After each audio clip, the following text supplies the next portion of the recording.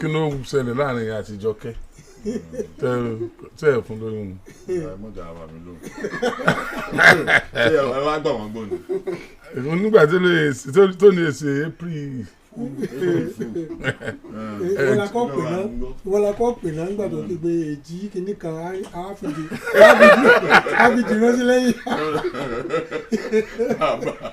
Bàbá. Wọ́n ṣàní èjì nǹkan kan àáfìdí rántí. Kò sí báyìí báyìí láti gbé èjì báyìí ìdìran ẹ̀yin náà. Èjì tèbú wà. Èjì tèbú wà. Èjì ọlá wà. Èjì dòkun wà. Èjì dòkun wà. Èjì dòkun wà. Èjì olówó pé o. Èjì dìran làwọn fi sí àwọn àti ẹ̀jọ́ sọ́dẹ̀. Jábọ̀ ẹ fún mi fìlà ọ̀run pé ọ. Èmi kọ́ ni mò ń pè é wọ́n ń fẹ́ mi náà ni. Ọkọ ló yẹ fún mi fìlà ọ̀run. Tí wọ́n bá sì fún mi lẹ́yọ̀ kan rí kankan lórí mi rí ìdérí wọn ò fún wọn kàn án láàrin ara wọn. Ọkọ olóyún náà ò ní sáwà lọ́yọ̀ ń pè ọ ni ẹ lọ bá àwọn ọ̀yọ́ ń pè ọ. Ṣé báyìí náà wọ́n rí wọ́n ń ta tó mọ́ wá bí? Ṣé ẹ rí lórí pásítọ̀ náà ni? Ẹ rí lórí pásítọ̀ náà. Èyàn dúdú kan báyìí ni mo rí tó dúdú. Èyàn dúdú ọ̀hún. Ìbàjẹ́ òfin ta lọ́jọ́. Èèyàn náà lọ́jọ́. Òfin nù. Ọmọ mi láti 1978 ẹ̀kọ́ gbé dúdú kan báyìí wá. I found it. Àwọn ẹ̀rọ pé kí lè fandi wọ́n lẹ́gàn I found it kí ni wọ́n fi kankan sí after 3 months wọ́n kàn gbé new life in Jesus.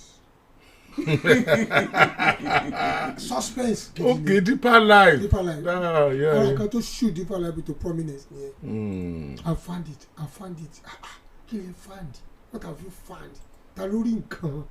Kí wọ́n lo àwọn kìnìún yẹn fún tó wọ́n ṣe láti gbé ọpọlọ wọn sókè ni. No, suspense ni it's one of the strategic ways of arousing people's thoughts and curiosity. You make them to be more curious. Mama will be kí ló ń ṣẹlẹ̀ kí lè lè. The more you are curious, the more you want answers. Definitely. Do you understand? So you're waiting for answer. You're waiting for what's going on. Exactly. Kí ni nǹkan tọmọdé dàgbà máa pé what exactly is going on. So more curiosity ni ó máa kọjá brain ẹ seriously. At the end of the day tó bá rí answer you are taking advantage. Àwọn tó gbé kinní yẹn kalẹ̀ wọ́n fi raise curiosity àwọn èèyàn. Curiosity ni pé something is coming, something spectacular, something you have to wait for, something that arouses the subconscious. Oge tí mo sọ sí. Bá a jẹ́ àwọn èèyàn kan lọ́nà ìbúra lẹ́ńgọ́. Ó ní ènìyàn náà ní àgbẹ̀ kalẹ̀. Aláwọ̀ èèyàn yẹn kà. No, you don't say that.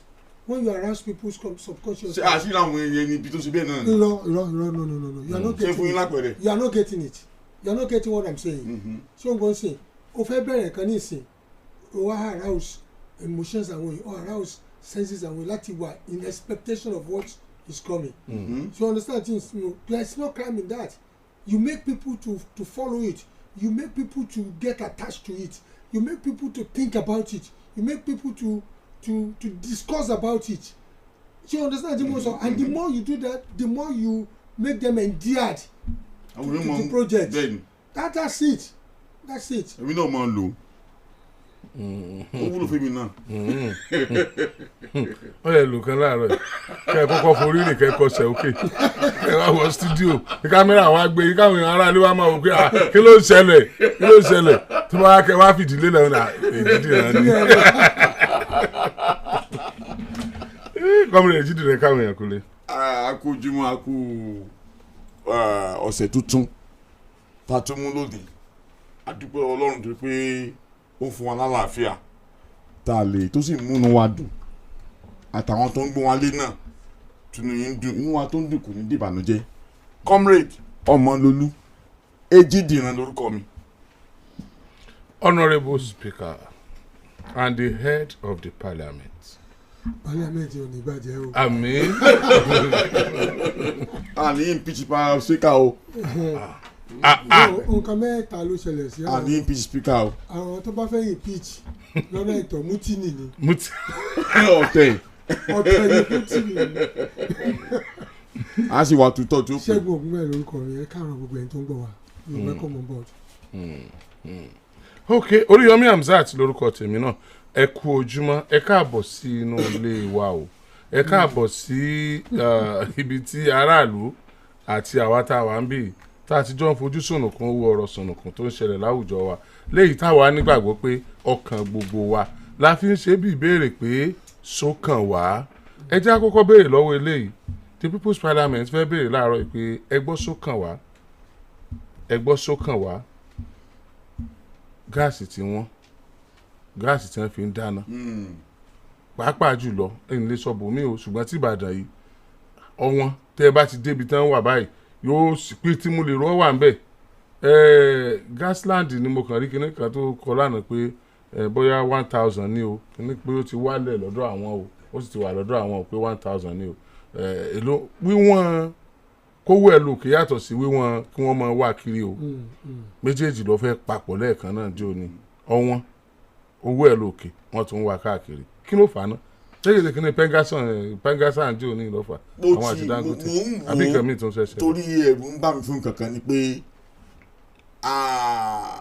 forces of supply and demand àwọn kan ti jókòó sí díẹ̀ tí wọ́n bá ti di pé demand fún nǹkan ó ti high wọ́n wá wò rẹ́ bí àǹfààní láti mú ìnira báráàlú because èmi kàn wò níwòye tèmi ni pé kí ló lè bí tó fi di pé gáàsì the supply of gas ní but ṣé supply yóò tó ni mi ìgbà kókò tó kí ló wà ń di ẹ̀ tó fi di pé price ẹ̀ lọ sókè because now tẹ́ ẹ bá rà ládùúgbò ọ̀tọ̀ ní price tàgbólé ọ̀tọ̀ ní price ti àwọn plant tẹ́ ẹ bá ṣe ládùúgbò lọ́pọ̀ ọgbà àwọn èèyàn complain pé tàdúgbò èkún tó gẹ́gẹ́ bí nǹkan tẹ́mi èmi náà ṣe ń rà bẹ́ẹ̀ kì í kún bí ti àwọn plant ó tún mọ́ wọ́n ju ti àwọn plant lọ mo lọ́wọ́lọ́wọ́ báyìí tó ń fà tó fi di pé ó ń lo òkè kò yé mi because wọn ò give excuse kankan síta pé there is insufficient supply of gas tí àlàyé bá wà lórí ẹ̀ ni a lè sọ pé ókè o bẹ́ẹ̀ tó ní pé kò tó and the remaining one tó wà nílẹ̀ price gbọ́dọ̀ gorí ẹ̀ now price wọn go wà uniform àwọn kẹta ní 15 àwọn kẹta 13 èyí tí mo gbọ́ náà ládùúgbò mi 12 ló ń ta pa wọn. ní gas àbí ní plant. ní o ládùúgbò. tààrà àdúgbò yẹn náà plant náà ti ń lọ rà. bẹ́ẹ̀ ni àwọn náà fi ti wọn lé gẹ́gẹ́ bí olókoòwò ẹnìkan ìṣòwò kò yí wọ́n fi tiẹ̀ náà lé níwọ̀n bá tiwọn náà tó dáwọn náà fi ń gbéra tí wọ́n fi ń jẹun nìyẹn but tó fi ń di pé wọ́n tara wá ní àwọn èèyàn bíi eléyìí alẹ́kẹ́ tó sọ fún mi pé tí ò bá ṣe lò wọ́n mọ̀ lè èdú náà tún wọ́n. Honourable Speaker. ṣẹ́rí àfojúsùn kẹta nínú iṣẹ́ ìdàgbàsókè tó lálòpẹ́ ó ní ìlera àti ìgbáyégbádùn àwọn ènìyàn tó dẹ̀ jẹ́ ara the third goal of the sustainable development goals. ṣẹ́rí ìgbáyégbádùn àwọn ènìyàn ó ní kí nǹkan wà affordable and accessible. Affordability and accessibility. And availability. kí ó wà lárọ̀ọ́wọ́tó kápá wa ó tún ká. bẹ́ẹ̀ ni and availability yẹn tún wà bẹ́ẹ̀ so tí nǹkan mẹ́tẹ̀ẹ̀ta yìí ò bá ti sí níbẹ̀ kò sí nǹkan pè ní ìgbáyégbádùn. ẹ jẹ́ ká wo àwọn nǹkan wo ló wà available tó wà accessible ṣé ń gbọ́ tó dé wà affordable àwọn kankan wà available they are not accessible àwọn kankan wà accessible they are not affordable. Affordability ni pé ká ní purchasing power ní pé a ní agbára láti rà tàbí agbára láti lè gbà agbára láti lè ní tàgbára láti lè kójọ òun ń pè ní affordability but agbára yẹn ò sí níbẹ̀ fún a lot of people and then tẹ́ bá dẹ̀ wo àwọn tó jẹ́ government tí wọ́n ṣèlérí pé àwọn dáàbò bo ẹ̀mí àti dúkìá ní í ṣe pẹ̀lú nǹkan tó ń gbẹ̀mí ró n tó ń gbẹ̀mí dúró n tó ń rẹ ẹ̀mí lọ́wọ́ ó wà lára kan tó pè ní ẹ̀mí àti dúkìá tí àwọn èèyàn bá lè access ọ̀kan afford àwọn nǹkan tó lè mú ayé wọn tòrò tàbí tó lè mú nǹkan lọ síwájú a jẹ́ pé ìjọba ò mójútó ẹ̀mí àti dúkìá tán ṣèlérí pé àwọn mójútó a jẹ́ pé wọn ò mójútó torí gbogbo nǹkan ló ní àwọn ènìyàn lára mo ṣe rí àwọn kìíní dẹ́ni ó wà deliberate ńgbà míì deliberate in the sense that tíjọba ò bá fara nìyàn ọ̀pọ̀lọpọ̀ kì í mọ̀ ìpéjọba wà nígbà tí ara bá ní àwọn èèyàn díẹ̀ ẹ wò táwọn fẹ́ ṣe títì nísìn àwọn tó yẹ kó ṣe lálẹ́ wọ̀ ní ṣe ọ̀sán gan wọ́n ṣe tí tráfíkì wà nígbà tí wọ́n bá ní lára tẹ́ pẹ́ débi tẹ́ lọ lẹ́wọ̀n pé wọ́n ṣe títì bẹ́ẹ̀ yẹn ni but this is something they can do overnight tẹ́ pé láàárọ̀ wọ́n ti ṣí ọ̀nà lẹ̀ tẹ́ pé òru máa fi 12 hours náà ní lóru 12 hours ní lọ́sàn-án so they can use the 12 hours in the night to do it but wọ́n ní ṣe tẹ́ pé wọ́n fẹ́ ní lára wọ́n fẹ́ kẹ́ feel pé something is going on wọ́n tí eruku bá ń ṣe tí acidic eruku tó bá ń ṣe yẹn wọ́n ní domi sí wọ́n fẹ́ kẹ́ feel pé à ń ṣe títì ìgbà yẹn wọ́n máa ní títa ríro òun là ń kọlà títa ríro yẹn was deliberate it was not just something that comes out of the blues ó wà deliberate ni because kò sí ìrònú àti ìpinnu àti tọ́jú àwọn èèyàn nínú ẹ̀ so ti ọ̀rọ̀ gas ti pengasi wà lára tó dákun because the 3 days tẹ́ fi ṣiṣẹ́ yẹn Nigeria lost so much money tó yẹ pé running into billions of dollars ní ọjọ́ mẹ́ta tẹ́ fi ṣiṣẹ́ yẹn and then ṣẹ́rí náà kò sí nǹkan tó tún ní kó wọ́n náà tẹ́ bá ṣe fún ọjọ́ mẹ́ta ṣe gbọ́ ebi wọ́n sì ní àwọn reserve one lẹ̀ tó jẹ́ pé tí wọ́n ń lò so it was just deliberate then ohun tá à ń sọ lórí àwọn pengasi no peng àti gbogbo àwọn independent marketers ẹni yẹn ọ̀nà àti ní ẹ̀wọ̀n èèyàn lára ni maximization of profit extreme maximization of profit ni eléyìí ṣe the issue of demand and supply is the issue of the content of the heart láti lè fara ní àwọn ènìyàn because gas ni alternative táwọn èèyàn tún lò 120 naira ló fi bẹ̀rẹ̀ if I can remember it is now 1,000 plus for goodness sake it's out of the blues how many people can afford it àwọn àwọn ọmọ ṣe 1 kilo kẹ́hìn máa ṣe 1 kilo gas 2 kg lèmi náà máa ṣe lẹ́ka sọ tòótọ́ kẹ́hìn máa ṣe 2 kg ní tọ́mọ́tò ní gáàsì kan báyìí orí fífọ́ ni kẹ́hìn máa ṣe 1 kilo kó máa ṣe anything you know it's not proper àwọn èèyàn tí wọ́n go back into ọ̀rọ̀ igi nìsín wọ́n go back into coal they are going back into sawdust láwọn kan táwọn èèyàn ti kúrò tẹ́lẹ̀ as alternative so I think the government should always look at báwo la ti lè máa yé dẹrùn fáwọn èèyàn not ọ̀nà wo la fi lè máa yé ní àwọn èèyàn lára and the worst of it sir bíi petrol náà ni lítà yẹn ò pé kejì yẹn kò pé ara nǹkan ọ̀wọ́n kò tó pé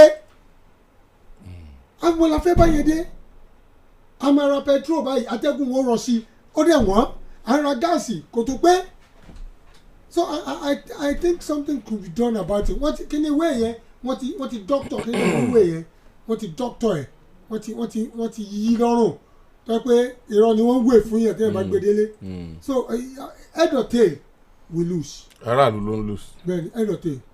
honourable speaker eléyìí ó yẹ ìjù comrade Jídìnà lọ ṣùgbọ́n lágbára Ọlọ́run yóò yà wọ́n náà torí kò yé mi náà tẹ́lẹ̀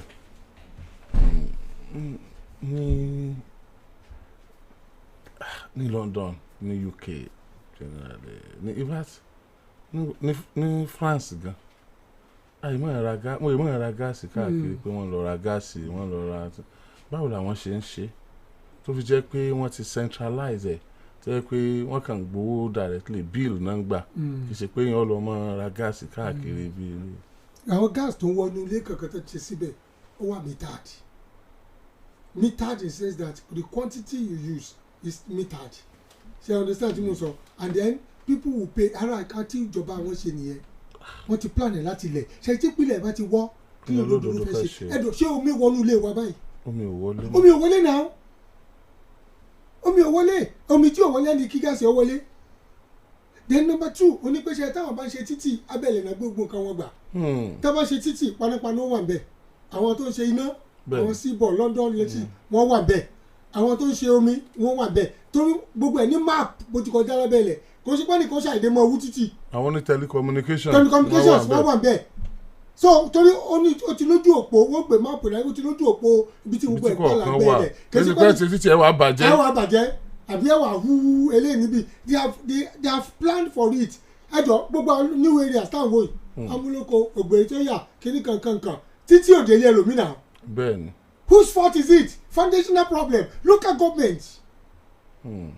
kí ni mo làwọn town planners wà tó fi di pé wọ́n ń ta ilẹ̀ kò sí títì tó délé wọn if accident bá ṣẹlẹ̀ tàbí tẹ́nìkan fẹ́ jẹun tàbí wọ́n rọ́ọ̀ṣì yẹn kan lọ hospital. so we have a foundational problem and it is boils down on corrupt practices of civil servants of workers because they have a job to do, they won't do it.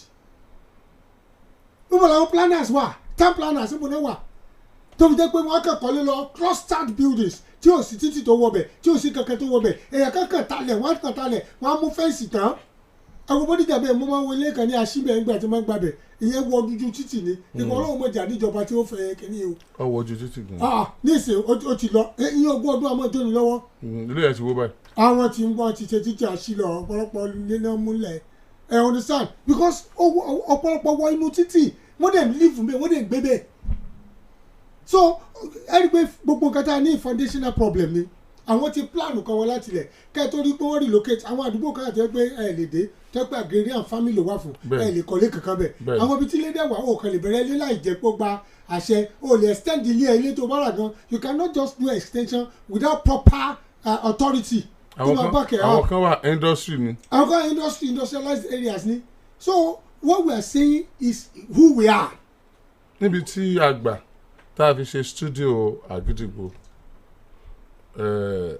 páàkì ni ẹ mọ àwọn páàkì tí wọ́n máa ṣe rólọ tí wọ́n fà kíní sókè àwa náà máa lò Nàìjíríà bíi tí wọ́n máa gbé mọ́tò sí kí wọ́n máa pè náà garage I want to say garage ni kán tó lè máa lò they wrote the government waited for the approval gbogbo tí wọ́n ṣe ń bẹ̀ náà sọ for the fact pé ibẹ̀ yẹn wọ́n á lò fún kankan àwọn náà dẹ̀ nílé wọn o ká tó lè gbà fún wa ká tó lè sanwó ká tó bẹ̀rẹ̀ wọ́n gba approval lọ́wọ́ ìjọba n tá a fi ṣe ní o wọ́n dẹ̀ wá wo bẹ̀ wọ́n ṣe approve ẹ̀ kó tó di pa ń lò ní. Bẹ́ẹ̀ni that is the way it should be but kí ló jẹ́ approval. igi ẹ̀yìn kúlé rẹ kó tó gé anyhow wàá gba approval.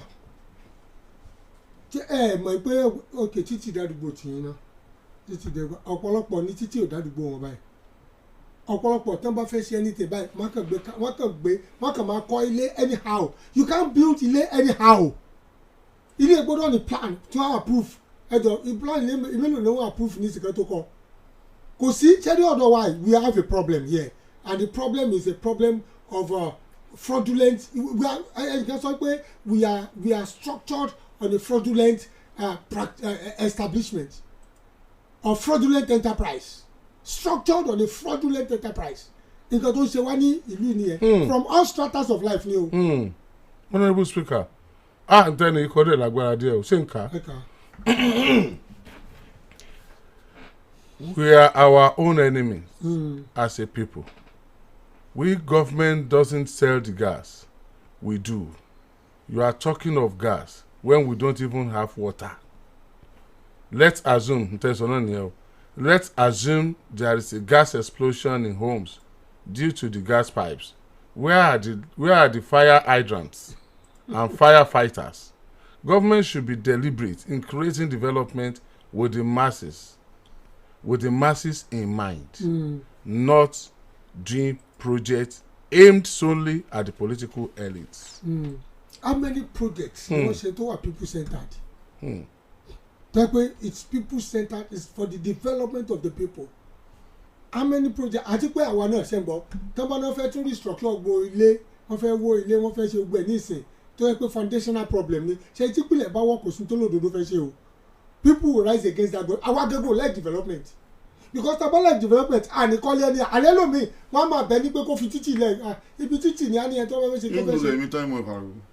Ebi kan wà ní ọ̀nà ẹ̀bẹ̀ pé wọ́n jàjàjà lọ́nà kìíní bẹ̀rẹ̀ lọ́nà ibi tí tọ́gọ̀ wà yẹn títì kan tó lọ táwọn kan blọọkì ẹgbẹ́ kan tẹ́ pé wọ́n jàjàjà kan tó sílẹ̀ káwọn ètò lè máa gbàbẹ̀. You understand? Káwọn alágbára sọ pé no you can't take this road and they blocked it. So we have a problem, we have a foundational problem. Our mentality is not structured towards creating enabling environment for good living. Ṣé àwọn alágbára block ẹ pé you cannot do this. Ṣé wọ́n ti ṣì náà wọ́n ti later. Ṣé I don't understand. Ṣé ṣé ẹbí aráàlú ní ẹ̀yin àbẹ́bí government. Ẹbí gbogbo wọn ni. Ṣé ẹ tó block ẹ yẹn. Ẹbí everybody ni. Because bẹ́ẹ̀ ni if you keep quiet evils will thrive. Ẹbí gọ́fìmẹ̀ntì ni. Àlẹ́bí gọ́fìmẹ̀ntì àtẹ̀bí aráàlú rẹ̀ tẹ́ni bá rí ẹ̀ka ṣe nǹkan burúkú speak out tẹ́ ẹ̀ fariwo ta speak out let people hear it speak to the government let them know this is an injustice the voice of the people is the voice of God. You know why I said ẹbí government ni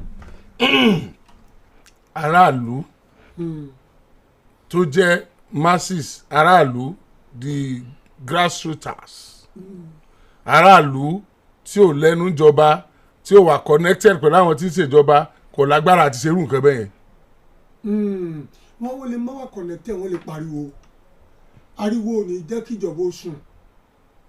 ìjọba wa létí ariwo. àwọn expose ìjọba ní òun àwọn ìlú tí ìjọba. níjọ́ wọ́n ti ń wọlé ní circular road tí àwọn circular road ń sunkún ìjọba dáhùn àní wọ́n ti wó àwọn kan tí wọ́n àánú àwọn tí wọ́n fún lówó wọ́n dé secretariat wọn kówé lọ àwọn ará secretariat ní wọ́n kàn wọlé wọn ni nígbà tí wọ́n ti máàkì wọn tó wó wọn wò dànù ni so ta ló lọ máàkì lé ṣé kìí ṣe ìjọba ló máàkì lé wọ́n dẹ̀ máàkì lé wọ́n dẹ̀ wó àwọn ìpínlẹ̀ méjì dúró lẹ́gbẹ̀ẹ́ báyìí kíkan wà lẹ́yìn wọ́n wá máàkì lé wọ́n fi lé ilẹ̀ àwọn tí wọ́n fi tí wọ́n lẹ̀ sọ pé the sign of marking houses means ìtàbá ti máàkì ń lọ nìyẹn àwọn tí wọ́n máàkì lé wọn ní ọlọ́run ṣe wọ́n máàkì lé àwọn nígbà débẹ̀ tí wọ́n wọlé tí wọ́n máàkì àwọn yẹn kò prepare pé wọ́n wọlé wọn wọ́n wọ ẹrù ẹlòmíì mọ́ wọ́n dẹ̀ lọ ìjọba wọ́n ti wọlé àwọn wọn ní òkè káwọn náà kọ̀wé nígbà wọ́n kọ̀wé wọ́n ní àwọn tí wọ́n máàkì nìkan wọ́n fún lówó àwọn tí wọ́n máàkì wọ́n fún wọn lówó wọ́n dẹ̀ dààmú káàkiri wọ́n dẹ̀ kígbe ó sì ti pọ́dún kan báyìí. ṣẹ́rí ó dẹ̀ pé I understand the different kinds of government and administration n tó máa ń jẹ́ ká máa pariwo nìyẹn you understand we have autocracy we have a democratic government we have a draconian government we have aristocratic government we have dictatorial government we have different kinds of we government. have totalitarian. We have totalitarian kind of government. Sherry Akama, it's about to understand the kind of things that is in operation. You don't need to speak too much. You understand what I'm saying? Because those are the attributes of such an administration. You don't understand. So, you listen, we're in the democracy now. And in democratic government, it is the government of the people, by the people, for the people. It means the people is central. Whether you like it or not, you must consider people. Because the power is vested on the people but transmitted and transferred. It's a transferred authority to the people we gave mandate to look after us. So when people you are giving mandate to are not looking after you, or they are not doing what is right, or you are not informed, so you understand what I'm saying? Then something is wrong within the system, within the confine of that democracy. So you understand? So you can look at that democracy as pseudo-democratic and a little bit of glints or a kind of glimpses of autocracy. So you understand? So you have to understand exactly what's going on. And sometimes the government is not at fault, but the fault of, anyway, government, the institutions that are supposed to work under the government. So every government, you need institutions. Because, for example, let's talk about your state now. We have institutions under your state, and that is Ministry of Education, Ministry of Health, Ministry of Establishment. They are institutions built to help that government to achieve its purpose, its agenda. So when these institutions are failing, government fail. So when these institutions are failing, the government need to rise up and check that institution. And other institutions, you also look into that institution. Other institutions need to be working care. A Minister of Agriculture care for education. But you see, when Agric is failing, the education will need to rise up and say, look, if your institutions is failing, it will affect other institutions. So you understand? But kò jábélé kálukú ló ń ṣe tirẹ̀ kí ìwọ ṣe tirẹ̀ kémi ṣe tèmi. Are you getting it? In that climb, ṣé gbọ́ ẹrù ẹ wá bọ́ sórí the central administration and they will look at it as a failure. So it's the institutions that are supposed. I will run with the Ministry of Land. Tell me about the housing there, be anything about land development. Tell me no, talk about Makile. Because see information. Government is not giving adequate information about the circular road. I am telling you today, they are confusing information. Do you understand? I want clash one, information can give. Very ambiguous information or information to daddy. Do you understand? They need to really come out and tell us the blueprint for circular road and the blueprint for payment and for kilometer I want them to follow compensations for the people. So these blueprints are not clear at all. Always shrouded in secrecy. So when it is shrouded in secrecy, it becomes ambiguous.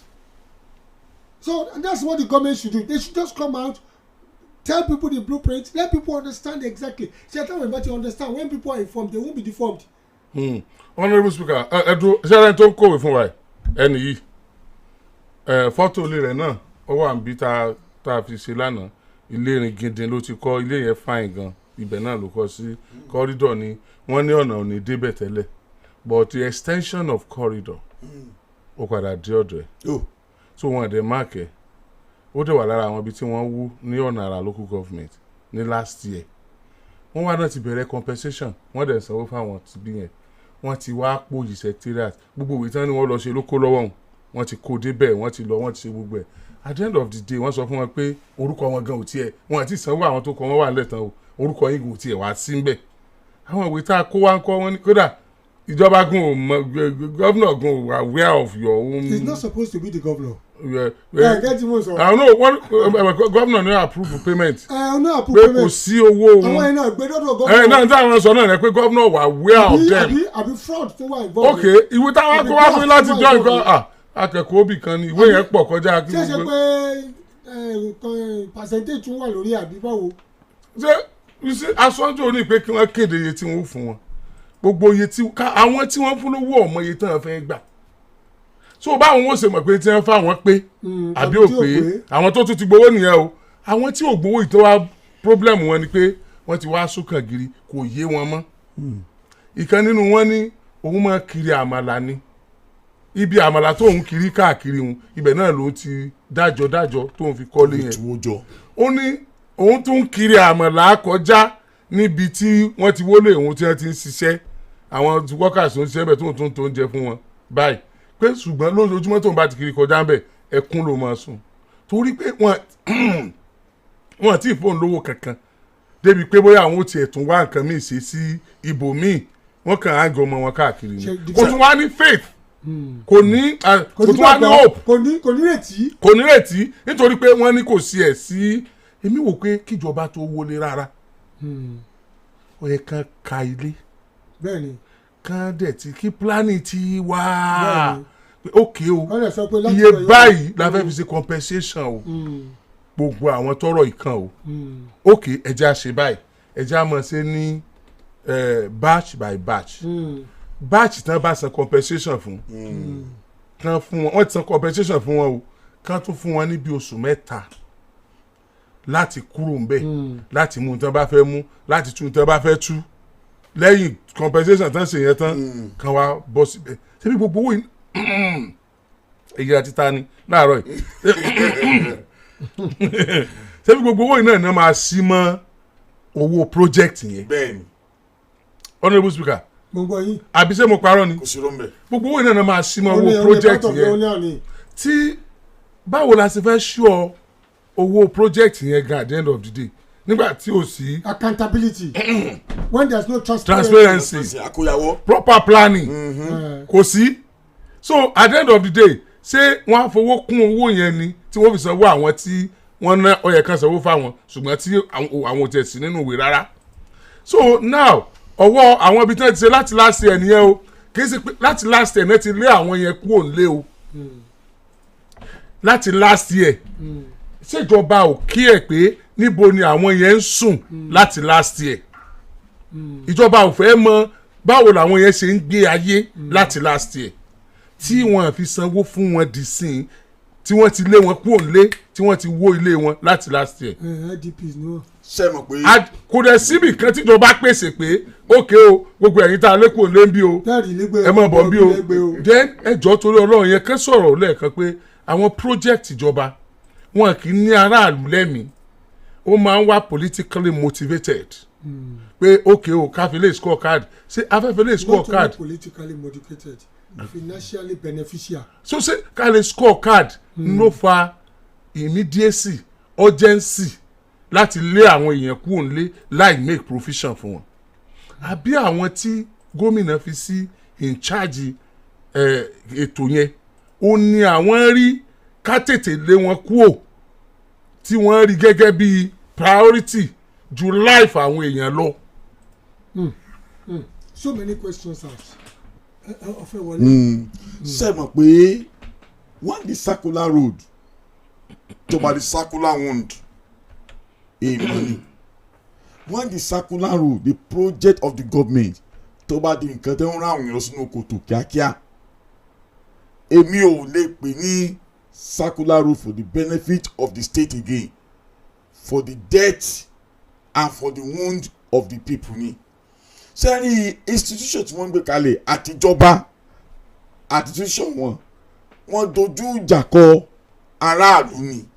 n tẹ́yìn rò nìyẹn. bẹ́ẹ̀ ni bó now tí èbá ṣe ìdókòwò aráàlú mo lè sọ lónìí pé àpọ̀lọpọ̀ tí wọnú sáré wọ́n ti dèrò bójì through the issue of circular road tí wọ́n ń dìmọ̀ nísìnyí ẹ wo ẹni tí ẹ ló ń kiri oúnjẹ ibi tí wọ́n ti wọlé rẹ̀ ó kiri kọjá ń bẹ̀ and yet kò sí ìrètí fún ó ní owó oúnjẹ tó ń kiri náà ló ń tùjọ tó ń fi kọ́lé yẹ ẹ sì bọ́ sí wò because at times rèé àwọn tí mo rántí ìṣẹ̀lẹ̀ kan àwọn tí wọ́n ń ṣiṣẹ́ gbégi lódò nínú igbó tí wọ́n gégi at times tí wọ́n fẹ́ gé igi míì tí ọ̀rọ̀ wà nú ẹ̀ ẹni tí ògì yóò múra ọ̀rọ̀ inú ọ̀rọ̀ yóò yọ sẹ́ni yẹn ẹgbẹ́ bá ṣe máa gbọ́ yóò mọ̀ kìlọ̀ pé má wò lé mi o káwá pé ilé àwọn tí wọ́n fún yín ní agbára láti déjọba ẹ wá kọjú ìjà sí wọn wá kó tó gómìnà dé secretariat àbí ọ̀dọ̀ agency tí ó yẹ wò wọ́n wá ní pé ẹ̀gbọ́n kówó yín lọ kò sí ìjọba now the point is this kí ló dé tíjọba ń fi ẹkún àwọn èèyàn ṣayọ̀ kí ló dé tíjọba ń fi ẹ̀jẹ̀ àwọn èèyàn ṣàgbára because ẹni sùn òjò ìfúnlẹ̀ mọ́ bọ̀ bàbá mi ẹ̀jẹ̀ ìfúnlẹ̀ mọ́ bọ̀. kò sígbà tí ìjọba ẹ bá sọ pé inú àwọn ń dùn báwọn yẹn. tínú wọn bá dùn sí wọn gbọgbẹ wọn tínú wọn bá dùn sí wọn sọ̀rọ̀ wọn. ojoojúmọ́ níjọba ń ṣiṣẹ́ lórí ẹ̀. èmi ò lè gbà. wọ́n ń ṣiṣẹ́ lórí ẹ̀. èmi ò lè gbà kí wọ́n ṣe lórí ẹ̀. àwọn tí wọ́n wà nígbọ̀nù ẹ̀ ní ẹja bí láwọn. ta lọ́rọ̀ wọn ṣẹ́ tálábẹ̀ wọn ṣẹ́ àwọn tó ti wọlé kòtò lọ tí wọ́n ti di òkú sẹ́ẹ̀tì wọn pẹ̀lú sáyé ni wọ́n ti lọ nìyẹn náà dojúmọ́ wọ́n sì ń sunkún gbọ́gbé wọn ẹ jẹ́ the point is this ẹ wọ́n máa tẹ̀ ẹ ṣàlàyé ní sèǹtà rẹ̀ tó ń pariwo now kí ni ìrètí ẹ̀mọ́ láyé ẹ wo. Let me look at it from this way differently mo fẹ́ wò in the way tí Èjìdìran fi wò ó. Èjìdìran tiẹ̀ bínú sọ̀rọ̀ ìjọba yìí ṣe ìjọba burúkú. kò sí jẹ́ kí n kọ́kọ́ correct nǹkan kan náà my own opinion. èmi ò gbà o. no tí ìjẹ́ òde òjẹ́ sọ̀rọ̀ tí ló gbà. èmi ò gbà o. wọ́n ti ok it's alright kí lè gbà. èmi ò gbà pé ìṣèjọba burúkú. ok èmi náà ń bá wí yẹn. èmi náà ń bá wí yẹn. now o tí ìjẹ́ sọ̀rọ̀ tó ti ń sọ̀rọ̀ number one bí àwọn èèyàn ti ní tiwọn lọ́wọ́ níjọba ní tiwọn lọ́wọ́. ibo. before you can start building your houses àwọn ìgbésẹ̀ kan wà àti ìlànà wà téèyàn gbọ́dọ̀ gbé. lóòótọ́ ọ̀pọ̀lọpọ̀ àwọn civil servants náà wà very very fraudulent and tó máa ń wà act with impunity. ọ̀pọ̀lọpọ̀ àwọn surveyors náà wà tó pé máa ń deceive àwọn èèyàn torí ilẹ̀ tán fẹ́ tà tàbí torí oúnjẹ tán fẹ́ jẹ. Due process has to be followed before kẹ́tó ra ilẹ̀ ibì kan. You have to search. àwọn tó fọ́lẹ̀ wà. mo ń bọ̀ let me land ngbà tó ń sọ̀rọ̀ wọn sọ̀rọ̀ you have to search. tó bá search tán lẹ́yìn tó get the clarity pé ilẹ̀ yìí mo lè ra o mi ò lè ra o that is from ìjọba not from àwọn talẹ̀talẹ̀ tó lè wá jágbà mi lọ́wọ́ at the end of the day. Now tí ó bá wá rí bẹ́ẹ̀ pé kájẹ̀ pé gbogbo àwọn tó wà affected yìí ni wọn ṣe tó yẹ kán ṣe tí kìíní tí ti délé wọn. yes. wọ́n máa ń temper justice with mercy. The reason for government is development is for the people and not people for development. yes. Development is for the people and not people for development. ẹ ṣeun. which means you must get against sacrificing people because of what you want to do, because it is the same people lè fẹ́ serve. Now the project is meant for them. It's not meant for the people, not the people for the project. Now tẹ́ bá wò pé o project yà fẹ́ ṣe o before kẹ́ tó bẹ̀rẹ̀ project ẹ kàǹtì àwọn ilé ẹ ti profile àwọn ilé mélòó ló lè affect. Thank you. ẹ announce pé anybody má kàn kankan with this radius mọ láti ṣe lọ ẹ wàá wò pé okay àtọ́rọ́ àwọn ilé yẹn náà lè máa ṣírò mọ́ owó project títí tẹ̀ ń ṣe. Thank you. Yes. Compensation ẹ wà lára project títí it doesn't take anything away from them. ẹ wàá wò pé okay àwọn ilé okay a fẹ́ wọlé wọn o this is the time limit o but àwọn tó wà affected o níbo la fẹ́ kó wọn sí níbo kí la fẹ́ ṣe láti rí. kí la fẹ́ rẹ̀ wọ́n lẹ́kún. àbí ẹ̀kẹ́ pa wọ́n lẹ́kún ni. mo bọ̀ àbí ilẹ̀ míì wà tí a kàn kó wọn sí tí a sáré allocate fún wọn tó yẹ pé wọ́n á sanwó tàbí owó ilé wọn wọ́n á fi a máa yọ fún owó ilẹ̀ yẹn tá a máa relocate wọn tí ó jẹ́ lu tuntun. tí ó jẹ́ lu tuntun you see again sọ yín kọ fún yín if you have bad people around you it will be difficult for you to have the favour of the people tí àwọn èèyàn burúkú bá yíyàn ká. àwọn ẹni bí. ní omi ìlànà ẹni bẹ̀rẹ̀ búburú ni ṣé ẹni bí àti ẹni burúkú kankan náà tí àwọn èèyàn búburú. ẹni bí náà lè yàn burúkú. àwọn ọ̀dájú èèyàn. tí àwọn tí àwọn ẹmọ jẹ sọ́ba àwọn tí yóò mọ̀kànmọ̀kàn tàbí àwọn jẹgúdú jẹ. tá a bá yíyàn ká téèyàn sì jẹ́ èèyàn rẹ̀. téèyàn sì jẹ́ èèyàn rẹ̀ wọ́n bá yàn lórúkọ jẹ́. bẹ́ẹ̀ni. because every effort tó bá fẹ́ ṣe will not yield good results. It will not yield good results because the people around you are not helping your cause. ó sì sàwọn jọ. ẹ̀jẹ̀ ń sọ pé. ọ̀ ń kọ́ ló sàwọn jọ. ti ṣàjọlẹ̀ my friend. ọlọ́run ló kó wọn papọ̀. ọlọ́run ló kó àwọn níbi. ṣé gbogbo iṣẹ́ ìjọba ok ẹ má gbọ́ sà. ta ló dé níbí. a director in the ministry today. Yes. àbí deputy director. àbí ètò jìnnà sí gan tó bí ọ̀nà mẹ́rin. Let me put it this way. ẹni tó wọṣẹ́ ní level tó wọṣẹ́ pẹ̀lú level 8 tó bá wà ní level 14 lẹ́nìí ṣẹ̀ṣẹ̀ Mákindé ló employer. State lónìí. So ó inherit ó inherit promotion ló bá dé bẹ́ẹ̀. ó inherit wọn ni tó bá dẹ́ni re ló bá ń bẹ̀ ó inherit ẹni re ni tó bá dẹ́ni bí ló bá ń bẹ̀ ó inherit ẹni bí ni ẹ̀rẹ̀ mo ṣiṣẹ́ ìjọba ẹ̀mọ tó lè ṣẹlẹ̀ ẹ̀rẹ̀ mo tó lóṣèlú burúkú náà bá tún yíyàn ká ẹ̀mọ tó lè ṣẹlẹ̀. èmi àwa ti ní cases lórí ọ̀rọ̀ ọ̀lẹ̀ severally tó jẹ́ pé at the end of the day bí kí anyway let me just go on. kẹ́ ẹ tó go on sir ó yá sáré wọn náà kọ́kọ́ go on náà. Akibo 88.7 FM. To all Nigerians round the world, standing tall against all odds, showing love with Indomie. Now let's sing this song. I love my Indomie, Indomie, Indomie. Yes, I love my Indomie, Indomie, Indomie. Yes, I love my Happy World Indomie Day. ọ̀pọ̀ báyìí lè sùn fi yagi oko ọ̀pọ̀ ìgbà ní tàṣírí ọlọ́tẹ̀ àgbáríjọpọ̀ sí láyé fi yẹni àdánìkànṣe ò pé ó tún ti wá yá báyìí àgbáríjọpọ̀ gbogbo ẹgbẹ́ aláta nípínlẹ̀ ọ̀yọ́ tá a mọ̀ sí Odua Tomato and Pepper Seller Association of Nigeria Ọ̀yọ́ State Chapter wọ́n ń pe gbogbo èèyàn síbi ayẹyẹ àjọ̀dún èyí tí yóò wáyé ní ọjọ́ kẹjọ oṣù kẹwàá ọjọ́ Wednesday ló bọ́ sí o ọdún tá a wà nínú ẹ̀ yìí Liberty Stadium Ìbàdàn láyẹyẹ ọ̀hún ti wáyé aago 10 àárọ̀ lè tó bẹ̀rẹ̀ pẹ̀lú àwọn àlejò pàtàkì lọ́jọ́ náà olùgbàlejò àgbà Alhaji Yisau Kọ́láyọdé Hamzat tí wọ́n máa kó gbogbo àwọn klọ́sítà wọn sòdí wá síbi ayẹyẹ Chief Dọ̀tun Sanusi Ìlàjì Farm Alhaji YK Abad Alhaji S.A. Jima Alhaja Sarata kò ní bàjẹ́ àti ọ̀pọ̀ àwọn ẹni àyẹ́sí tí wọ́n máa wà níkàlẹ̀ lọ́jọ́ náà yóò dùn lọ́jọ́ ọ̀hún gbọ́ngbọ́n kan sí níbi tí Alhaji Idiri Aloma àti àrólé ọ̀gá ńlá tí wọ́n máa fohùn tọ́rẹ̀ dòdò gbóníkalẹ̀ sọ̀lù sí wa níbàdí ayẹyẹ ẹgbẹ́ aláta nípínlẹ̀ ọ̀yọ́ yóò jọ sojú gbogbo wa ni.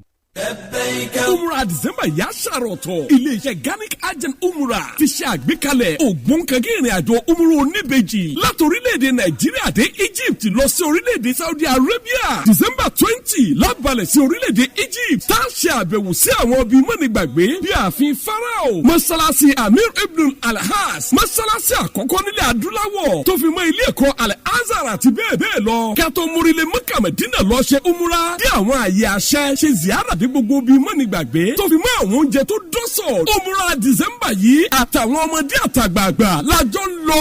Àwọn ọmọ owó ṣe Quran competition tí wọ́n sì jẹ́ ẹ̀bùn kàbìtì. January 5 lápadà sí Nàìjíríà ló gun Ọlọ́run ọba 3.8 million naira lówó òmùra yìí. Ẹ kàn sí Ganic Agent Umrah Services ní Àròmẹ́ta Junction off Sango Ẹlẹ́yẹlé Road Ìbàdàn. Telephone 0706 404 9730. Ilé-iṣẹ́ Ganic ní Umrah December yìí àwọn ọmọ owó gbọ́dọ̀ gbẹ́yìn bẹ́ẹ̀ o. To all Nigerians round the world, standing tall against all odds, showing love with Indomie. Now let's sing this song. I love my Indomie, Indomie, Indomie. Yes, I love my Indomie, Indomie, Indomie. Yes, I love my Happy World Indomie Day. Gbogbo ọmọ Ìbàdàn nílé lóko jàkí ti dé pẹ̀lú àlùjọ tó nítumọ̀. ọkọ̀ tó gbé ìjákulẹ̀ o wá sí Ìbàdàn o Fádéwọ̀lú gbà kan rí o òun ló tún padà wá jẹ́ kí Ìbàdàn o Sádéwọ̀lú dọ̀bà láṣẹ. mo sápamọ́ orí òsá o mo rìnrìn kọ̀rọ̀ orí òrín o èèyàn ò lè yẹ kádàrá o ṣùgbọ́n kọ́ mú òkìṣẹ́ ní kọ̀rọ̀ ẹ̀ wo bí orí gbé wọn dé.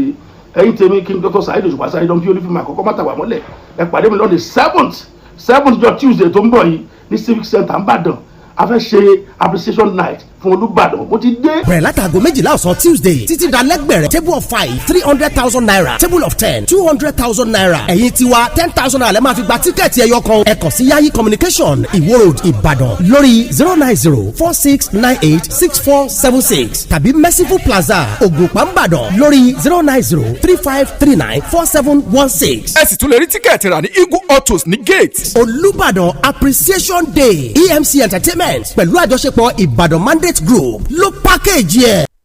To all Nigerians round the world, standing tall against all odds, showing love with Indomie. Now let's sing this song. I love my Indomie, Indomie, Indomie. Yes, I love my Indomie, Indomie, Indomie. Yes, I love my Happy World Indomie Day.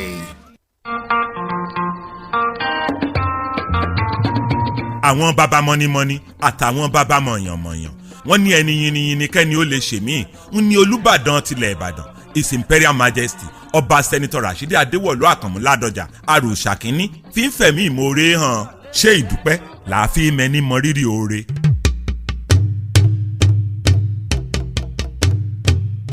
mo kí gbogbo àwọn Ìbàdàn àtọmọ Ìbàdàn ni o àti olùgbé Ìbàdàn ni o mo kí gbogbo yín o àtẹ̀yìntẹ̀ ìwà ńlé àtẹ̀yìntẹ̀ ìwà lẹ́yìn òde mo kí ẹ kú ìnáwó ẹ kú ìnára ẹ kú àtìlẹ́yìn wa Ọlọ́run jẹ́ kí Ìbàdàn máa lọ síwájú o aboyún abíwẹ́rẹ́ àgbà fọwọ́ bọ̀sùn owó àlàáfíà ẹ̀yà máa kó bí ẹyẹ ikú máa kó bí ikú ẹni tí òrìṣẹ́ lásìkò tiwa yìí o mo kí gbogbo yín ọ̀ṣẹ́ o ẹ kú àtìlẹ́yìn wa o. èyí wọ́n wíhun àrò ti rọ̀ mọ́ torí awíyáyá kan kì í wí tiẹ̀ kó má ṣẹ àṣẹ Ìdùmarè. Akidigbo 88.7 FM. gẹ́rẹ́gẹ́ láago mẹ́sàn-án àárọ̀ lù láti iléeṣẹ́ rédíò Àgídìgbò 88.7 FM Ìbàdàn. lọ gba káàdì ìdìbò rẹ.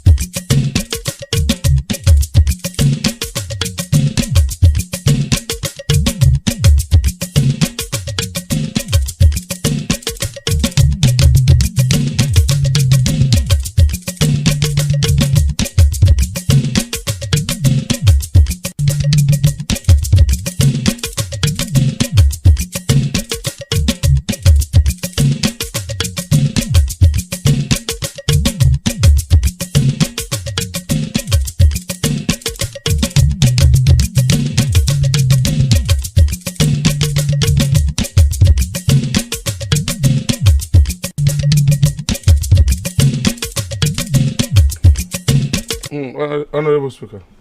so nǹkan tí mò ń sọ lọ ò ní wípé ṣẹ́rí ọ̀pọ̀lọpọ̀ ìgbà tí ìjọba bá fẹ́ gbé nǹkan kalẹ̀ wọ́n gbọ́dọ̀ máa wo consequences ní pé kí ni ibi tí ó jà sí kí ni àbájáde ẹ̀ kí ni àwọn ewu tó lè mú lọ́wọ́ kí ni àwọn nǹkan tí a gbọ́dọ̀ ṣe láti má jẹ́ kí ewu bá àwọn ènìyàn because ojúṣe ìjọba ó ní láti rí i pé àwọn èèyàn sọkún àwọn èèyàn dààmú àwọn èèyàn wà nínú ìnira àwọn èèyàn wà nínú ìlà yílo torí pé ara nǹkan tí wọ́n ṣèlérí fún nìyẹn pé kò ní ṣẹlẹ̀ sí àwọn èèyàn tó bá rí tó fẹ́ ṣẹlẹ̀ ó yẹ kán ti dènà ẹ̀ nǹkan tá a sọ ni pé ṣe rí ara wípé kán ti wo gbogbo àwọn tí ilé ìkàn àwọn tó fẹ́ wọlé wọn before kán tó bẹ̀rẹ̀ títì wọ́n ti ṣírò owó yẹn mọ́ owó títì tí wọ́n fẹ́ ṣe wọ́n ti ṣírò ẹ̀ mọ́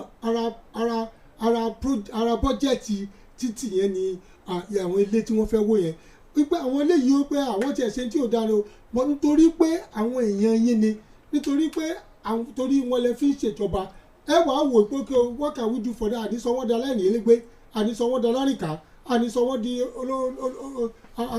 aṣálẹ̀ jẹ́kiri ẹ wàá wò pé ẹjẹ́ wábò míì fún wọn ó lè jẹ́ low cost houses ó lè jẹ́ ilẹ̀ míì lè máa fún wọn wípé ẹtì ẹ̀ ní mọ́tì ìsọ̀kan kẹ́kẹ́ tó bẹ̀rẹ̀ circular road tẹ́sán pé àwọn ìgbọ́dọ̀ kọjá bẹ̀yẹ mọ́ o àwọn ilé tó sì wà bẹ́ẹ̀ wípé kán dúró bẹ́ẹ̀ ìjọba ń ṣètò tẹ́tì kọ́ gbogbo low cost houses ẹ ti ṣe profile family tó wà ní ilé kọ̀ọ̀kan ẹ dẹ̀ kọ́ low cost houses ara cost títì tẹ́ ẹ fẹ́ ṣe ni.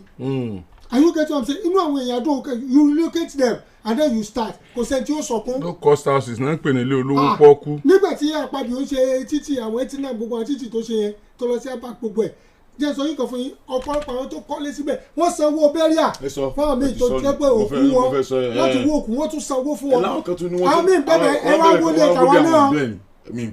And that was why he was able to go for second time gbà tó pé inú gbogbo wọn dò wọ́n bẹ̀rẹ̀ sí pé ní the promise keeper. Akwa Ibom ni mo wà now.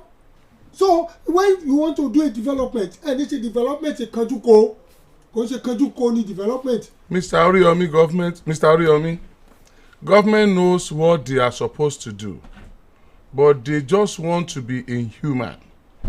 When Ogun State wanted to expand Abeokuta-Sagamu Expressway, it affected some villages, but the government built a low-cost housing for the villagers in the same environment for them to continue their farming activities, and they still feel they are in their environment. Ogun State government kọ́ yẹn. Yeah, Ogun ni yẹn. wọ́n kọ́ low cost houses fáwọn yẹn àwọn farmers yẹn environment yẹn náà ni o. náà wọ́n sì wà. wọ́n sì fi ipò orí ilẹ̀ àwọn làwọn sì wà. àwọn kan tún máa benefit lórí development yẹn but you know what àwùjọ wa tá a wà yìí ó dàbí pàwọn gan ò deserve nǹkan tó dáa the reasoning wa bẹ́ẹ̀ ṣe program brain wa nínú àwọn tí ó yẹ kí wọ́n suffer tí a dá láti jìyà ẹni èèyàn kan tó sọ̀rọ̀ bí tó sọ pé it's not easy like that pé torí omi bá débẹ̀ yóò mọ̀ pé kò easy look Ogun State government tí wọ́n sọ ìjọba ni àbí it is not easy nǹkan tá à ń sọ pé èèyàn lè ṣe láì jẹ́ pé adébẹ̀ òun ló ṣe yẹn láti pé ó wà practical. níta bá lè sọ lẹ́nu jáde tá a dẹ̀ rí pé it is possible to be done tí ẹ ṣe nǹkan tí awú alátọ̀run tàbí nǹkan tí àwọn ẹ̀bọ̀ra gbé wá táwọn rò pé kò lè ṣeé ṣe kò sí tí ó lè ṣeé ṣe. number one yẹn sir number two sir àpábí òtẹ́yìn náà sọ it is possible now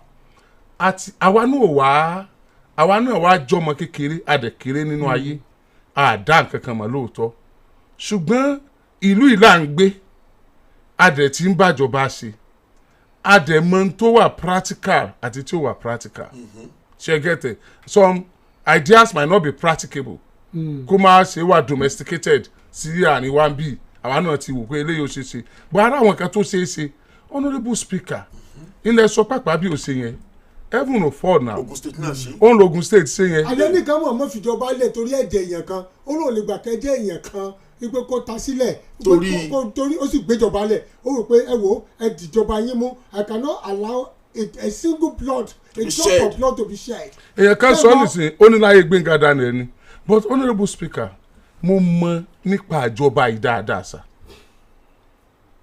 mo dẹ̀ mọ Ọ̀yọ́ state tí mo wà mo tún wá mọ Ìbàdàn ṣé ẹ mọ̀ pé àǹfààní tí Gbẹ́ngà Daniel ní tó fi ṣe tó ṣe yẹn àti tí Àpábíò ní tó fi ṣe tó ṣe yẹn kò tó èyí tíjọba tó wà lóde yìí ní lọ́yọ̀ state. Àjọdá Newtown ilẹ̀ ìjọba ni ilẹ̀ yẹn ó dẹ̀ wá láti ọ̀nà Ifẹ̀ ń bì títí tó fi fẹ́ dé Lálùpọ̀n honourable speaker ilẹ̀ yẹn wà bẹ́ẹ̀. ẹ má gbọ́ good ilẹ̀ yẹn wà bẹ́ẹ̀ sà ilẹ̀ yẹn pọ̀ gan ó pọ̀ gan o now this is what I'm saying ibi tí mo lọ nìyẹn ilẹ̀ yẹn pọ̀ nbẹ ìjọba lónìí ìjọba náà ló sì fẹ́ lé àwọn èèyàn kúrò lẹ́gbẹ̀ẹ́ sákúlà ìjọba ò ní máa wálẹ̀ kiri tọ́lá àwọn náà wọ́n nìyẹn they can go to that area kan apportion àwọn ibì kan bẹ̀ kan rọra yọ jáde. bíbí ọ̀bà tó ibòmíì tó wà. honourable speaker ibẹ̀ yẹn pọ̀ ní fún àwọn wọ́n lè ṣe fún àwọn tí ẹgbẹ́ dá wọ́n á rí rẹ̀ ń bẹ̀ ilẹ̀ ń bẹ ní ọ̀nà Èkó mọ́ ọ̀nà Ìjẹ̀bú tó pọ̀ ń bẹ̀ náà mo mọ̀ tí mo sọ Ministry of Land mọ̀ tí mo sọ tí wọ́n lè mú fún àwọn tí Olúyọ̀lé local government ilẹ̀ ń bẹ ní ọ̀nà Ìjàyè tíjọba gan pè ní new ìlú tuntun wọ́n lè mú yẹn fún àwọn tí Akínyẹlé local government torí pé gbogbo àwọn green city tán pè ní city yẹn oníkíní yẹn affect gbogbo yẹn ni wọ́n lè ṣe you see tí èrò ìjọba bá jẹ mọ́ àwọn tí wọ́n yàn sípò honourable comrade tẹ́ bá dé Ministry of Land and Housing tí àwọn tó ń ṣiṣẹ́ ń bẹ̀ bá ń bá yín sọ̀rọ̀ nípa àwọn tó wà ní Circular Road ẹ mọ̀ pé wọ́n ń wò wọ́n bí ẹran ni wọ́n ràn wọ́n ẹ rí i pé ìtìjọba ń sọ ẹ rí i pé ìtì gómìnà ń sọ ìtì gómìnà ń sọ tó wù gómìnà láti ṣe fún àwọn yẹn láti yọ wọ́n kúrò nínú láti ràn wọ́n lọ́wọ́ ẹ rí i pé kò wù àwọn tí wọ́n wà nígbọ̀nù àti ṣe kínní yẹn because the way they talk wọ́n lè sọ pé àlè máa ṣe kó máa lọ bẹ́ẹ̀ náà ìjọba ló ṣe kínní kan wọ́n wá ibi tí wọ́n lọ kàn ṣe you see now àfojúsùn gómìnà wa yàtọ̀ sí ti àwọn tí ń bá a ṣiṣẹ́ tí ó máa carry out operation tí gómìnà fẹ́. ṣé láwọn gàdúrà lórí rẹ̀ lọ́nà. ṣé gẹ́tẹ̀ no kí ni wọ́n padà present fún. lies they present lies. kí ni wọ́n present fún. irọ́. they present lies manipulated documents they ma present. because táwọn yẹn bá lọ sọ́nà lọ rí ìjọba àwọn tí wọ́n lọ rí là ń sọ yẹn. olùkùtà wa ń sọ. tí àwọn yẹn bá ní mind tí wọ́n bá ní apathy tí wọ́n bá wo ipò àwọn yẹn tí wọ́n wò tí wọ́n present fún ìjọba gan bẹ́ẹ̀ náà ni wọ́n ti present ẹ̀ fún gómìnà ṣùgbọ́n tí wọ́n bá ń wo àwọn yẹn bíi pé wọ́n pilẹ̀ ṣe tí ò dáa wọ́n pilẹ̀ yẹ káwó lè dànù gan ni bá a ṣe Circular Road ṣebí ìjọba yìí ni wọ́n ti ní wọ́n ṣe Circular Road yẹn kí náà tún lọ kọ́ lé ń bẹ̀ àwọn èèyàn ò gbọ́ràn ọjà máa ṣe tiwa lọ kankan. tẹ́lẹ̀ kí n gbọ́ràn where is their party. apathy yẹn náà ló sọnù. where is the empathy. that is what I'm saying. are you not sympathetic. kò sí. oh mama. tí o bá ti sí yẹn presentation tó máa dọ́dọ̀ gómìnà kò ní jẹ́ presentation tó lè ràn àwọn ẹni lọ́wọ́ ṣùgbọ́n tí yẹn bá wà àwọn gẹ́ wọ́n suggest àwọn ibi tí wọ́n lè kó wọn lọ fún ìjọba ilẹ̀ mélòó ni ìjọba mọ̀. because institutions tán dálẹ̀ láti ràn ìjọba lọ́wọ́ ni. ilẹ̀ mélòó ni ìjọba mọ̀. ṣàpégbàjọba dé náà filẹ̀ hàn wọ́n. ṣùgbọ́n ìgbà tó jẹ́ pé wọ́n ní interest lórí ilẹ̀ tó yẹ kí wọ́n fi hàn ìjọba àti ní estate tó ti pọ̀ tó ẹ jẹ́ ká ní special estate fún àwọn tẹ́ ẹ ti èyí náà. wọ́n ní lamadation torí extension ọ̀rẹ́mẹ̀tọ̀ ọmọkọ́lá náà lọ dá ìbẹ̀rẹ̀ sílẹ̀ ṣe understand ìdásí kò tí achieve reason tó fi dálẹ̀. ṣé ká dá tàbí ẹ sọ̀rọ̀ mọ́. no mo rò pé a word is enough for the wise. I think by now those people in urban clinical planning àtàwọn regional planning àtàwọn Ministry of Lands and Housing ó yẹ kán fún léde governor kan ló máa fún léde these are the people that can come out and tell us government policies kí ni government ṣe lórí ẹ̀ kí ni àwọn kan tó fẹ́ ṣe ọ̀nà olóyè fẹ́ pa àwọn èèyàn lẹ́rìn. àdẹ̀fẹ̀ gbọ́ kankan nípa pé wọn ò níwèé ni a ti mọ̀ pé wọn ò níwèé wọn ò níwèé ni àṣekẹ́ lọ kú ni. What is the essence of a democratic government ṣé ká lọ kú ni. ẹnìkan lọ kú náà ẹnìkan torí pé ẹ lè kánjú kó náà tó bá ní àwọn tí ò níwèé pọ̀ gan-an nínú náà. ẹ wò kan ẹ jẹ́ ká kélé náà. When IITA was established, so many villages were displaced and lands were provided for them at the opposite side, and they were paid to go and build their houses. Some people sold their lands while some built theirs. Government is at fault. Baálẹ̀ Daramola Olúṣọlá Kájọlá mọ́nà tán Ìbàdàn. Wọ́n mọ̀ pé àwọn wà láyé ńgbà tá IITA tẹ́gbà gbolẹ̀. Ìjà ṣáṣájò ní tí wọ́n ń sọ tó tẹ̀lẹ̀ ńgbà yẹn ló jẹ́ ká mọ̀ pé ìgbà tá IITA yẹn ṣe tó fẹ́ dé o tí wọ́n láwọn èèyàn kú ń bẹ́ o ni wọ́n allocate àwọn ibì kan fún àwọn èèyàn. So what is bad in doing that now? Instead ta fi lọ gbé àwọn estate tó wà ilẹ̀ tó wà ní àjọdá Newton gangan fún àwọn private tá lọ gbé fáwọn èèyàn. orí mo kú mo gbọ́ abẹ kọ́ mo rí pé àwọn estate. Yes now kí ló dé tá a lè ṣe yẹn tá a lè ṣe yẹn kí ló dé tá a fún wọn kí ló dé tí wọ́n dáná ni. ó dẹ̀ ń pa nífẹ̀ẹ́ ilẹ̀ pọ̀. jẹ̀mí èèyàn lọ. Government can even use this opportunity to build a proper housing block with good structure, even in arranged manners, but they won't. It will even be low cost. Létò ẹ pé ilẹ̀ tẹ́ kọ́ sí tẹ́ modernize tẹ́ pé ẹ kọ́ bí ilé ìlú èbó tẹ́ pé ó lè jẹ́ 4-story building apartment kọ̀ọ̀kan lẹ́fẹ̀ẹ́ ní kọ̀ọ̀kan kálukú dẹ̀ máa ní parking lot ẹ̀ ìyẹn ó tún jẹ́ nǹkan tí ó tún gbé ìjọba yín lárugẹ yóò dẹ̀ wà lára owó project yẹn. wọ́n náà wọ council plans àwọn borough flats wọ́n rí government structures tó ń ṣe fáwọn èèyàn. ẹ jẹ́ ká máa lọ àárọ̀ ìjọba ẹ bá wá nǹkan ṣe sí ọ̀rọ̀ àwọn oní circular road ààbù yín o à ń bẹ̀ yín ni o tọ́lá àwọn tó wá lánàá tó ń sọ pé kódà bọ́n tiẹ̀ fẹ́ wọlé àwọn kàn tiẹ̀ kó fáwọn compensation táwọn ò rí bí gbà lọ tí ò bá sí gbogbo ètò yìí ẹ bá wa compensate wọn àbí compensation kan náà máa pè é ó tó di pé ẹ bá wọlé wọn ẹ dákun ẹ mọ̀ já wọn sí hòhò mọ́ tọ́lá àwọn kan ti wà hòhò báyìí àwọn tẹ̀ sì ti já sí hòhò ẹ bá wa daṣọ bò wọ́n.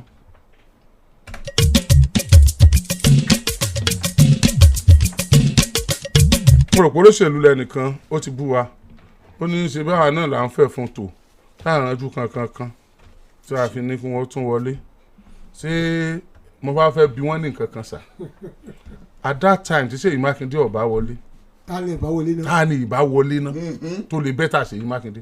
ta ni ìbá wọlé we are not saying Ṣèyí Mákindé our governor is not doing well yes, no. in other areas ibi tó bá kù sí láàrin. a sọ náà. he has done wonderfully well in a lot of areas. Ṣèyí Mákindé ṣe dáadáa náà. ta ló ṣe dáadáa tó nu gbogbo wọn. let's be factual. ta lẹ fẹ́ fi replace ẹ̀ nínú gbogbo wọn. no let's be factual wọ́n ibi tó bá kù sí. ẹ sáà mọ gbogbo ẹ̀ tó contest gbà náà. ta ló dúró tì ta ló tọ́ ẹgbẹ́ ẹ̀ ta la rò pé ní kìmì bíi tiẹ̀ gbà náà. yàtọ̀ sí àwọn ń bí àwọn tó ṣe ránkì àwọn gọ́fúnọ̀ ní the whole federation wọ́n rate Ṣèyí Mákindé above all other governors. yes now. yes. but kò mí pé kò ní níbi tí ó kù sí ibi tó bá kù sí la fẹ́ ó tún ṣe. ṣé ẹ kàn mọ ẹ̀yìn wá wípé bẹ́ẹ̀ ti ní bá ti support wọn tó wípé still àfi wọn lọ́rùn balẹ̀ ó yẹ kó tún máa yìn ní pé àdó tì wọ́n. ṣé ẹ mọ̀ pé ara ṣíṣe dáadáa Ṣèyí Mákindé pé ó ṣe dáadáa lọ́wọ́ iná la fi ń láǹfààní àti sọ̀ǹtà sọ. good. ṣé gbogbo ìjọba lèèyàn lè sọ bẹ́ẹ̀ sí ni. bẹ́ẹ̀ni. yes now ṣé bá fẹ́ kó ṣe dáadáa la fi ń sọ. bẹ́ẹ̀ni ẹ sì gbọ́ pé wọ́n ti wá wú àgídìgbò lọ́la o àti ẹ̀lẹ́ wọn ò lè wá ẹ sì gbọ́ pé pásítọ̀ lọ wọ́n dọ̀bù kírọ́ọ̀sì pásítọ̀ o ẹ gbọ́ pé à ń ti ń jà pẹ̀lú Oríyọmí o fún wa gan láti mọ láǹfààní àti sọ. even for that opportunity for us. láti tún sọ. Ṣèyí Mákindé ṣe dáadáa. dáadáa ó ṣe dáadáa lọ náà nìyẹn. so kò yé àwọn tó sọ̀rọ̀ yẹn. èèyàn kan sọ pé igbe wa ariwo wa lọ́jọ́ kan ṣe ìwọ̀n tí wọ́n ń ṣe fún àwọn èèyàn ṣé ẹ rí fún pé ariwo wa gan tún ní effect lára wọn yẹn wọ́n tún ṣe dáadáa nìyẹn. bẹ́ẹ̀ni tó bá fẹ́ gbọ́ ó lè má gbọ́ fún pé wọ́n tún lo ariwo ìta tún pa láàárọ̀ yìí gan láti ṣe dáadáa fáwọn èèyàn tí wọ́n ti ṣe dáadáa fún àlàkùn ṣe dáadáa náà nù. bẹ́ẹ̀ni. So I think people should understand the dynamics of governance and at the essence of media tátàlẹ̀ bá tiẹ̀ mú ná honourable speaker àwọn ọmọ ẹ̀dọ̀ contest gbà náà gan-an. jẹ́jẹ́ torí àátù tí ò yẹ ká tún ṣe. tátàlẹ̀ bá mú ná tálẹ̀ tí ìdánwò rí inú wọn tẹ́ ẹ̀ mọ tó lè ṣe. kò yé mi o. tani ọ̀gbà tó gbé fún padà. kò yé mi o. tani ò sí pò báyìí gan tá àmọ́ tó ń gan ṣe ń pò tó wà gan. nínú ọtí ẹ̀dọ̀ contest. tẹ́gbẹ́ tó tún ṣe nípò tí ò tí ì jẹ́ gómìnà tó wà gan kì í tún ṣe tó yẹn jù lọ títí téèyàn fi yan gẹ̀pọ̀ mọ́ òun rèé kí lè rò pé àbí náà àbí. kápẹ́ opportunity wà gan ni kátólí kò lọ lẹ́ẹ̀kẹta ṣé àwọn kò tún ní gbà. ṣé o tún ní wíìnì wọn ni. ṣé o tún ní wíìnì wọn ni. kẹ́kọ̀ọ́ rajọ pọ̀ ṣé o tún ní wíìnì wọn ni. ṣé o tún ní wíìnì wọn ni. so nípa àwa sọ one part of it yẹn kò discredit government yẹn. at all it's not it did not discredit it's not ṣùgbọ́n ká gbìyànjú ká ṣe tó yẹ kí wọ́n ṣe. we keep on doing that. kanjọ. And as much as taban praise wọn níbi tó ṣe dáadáa we also say it where ta rò pé yẹ kí improvement kó wà so we keep on saying it. ó tẹ̀ ká tún yí àwa gan ni ewu lè bùtẹ̀ tó bùtò rí ọ lọ àwọn èèyàn náà wọ́n láìkí òdodo ni so ok nígbà tá a ní ẹ̀tẹ̀lé wọn tí wọ́n wọlé ṣé ẹ mọ̀ pé irú wa gan sọ wọ́n ni pé ẹni tá a ní ẹ̀tẹ̀lé tó wọlé àwa rí bí ó kù sí. a tún wá ń sọ. ní gbangba. àìṣe sycophant. a tún sọ bí ó kù sí ní gbangba. àwọn hypocritical. bẹ́ẹ̀ni. àbáyé ni. bẹ́ẹ̀ni náà. sycophancy àìṣe sycophant.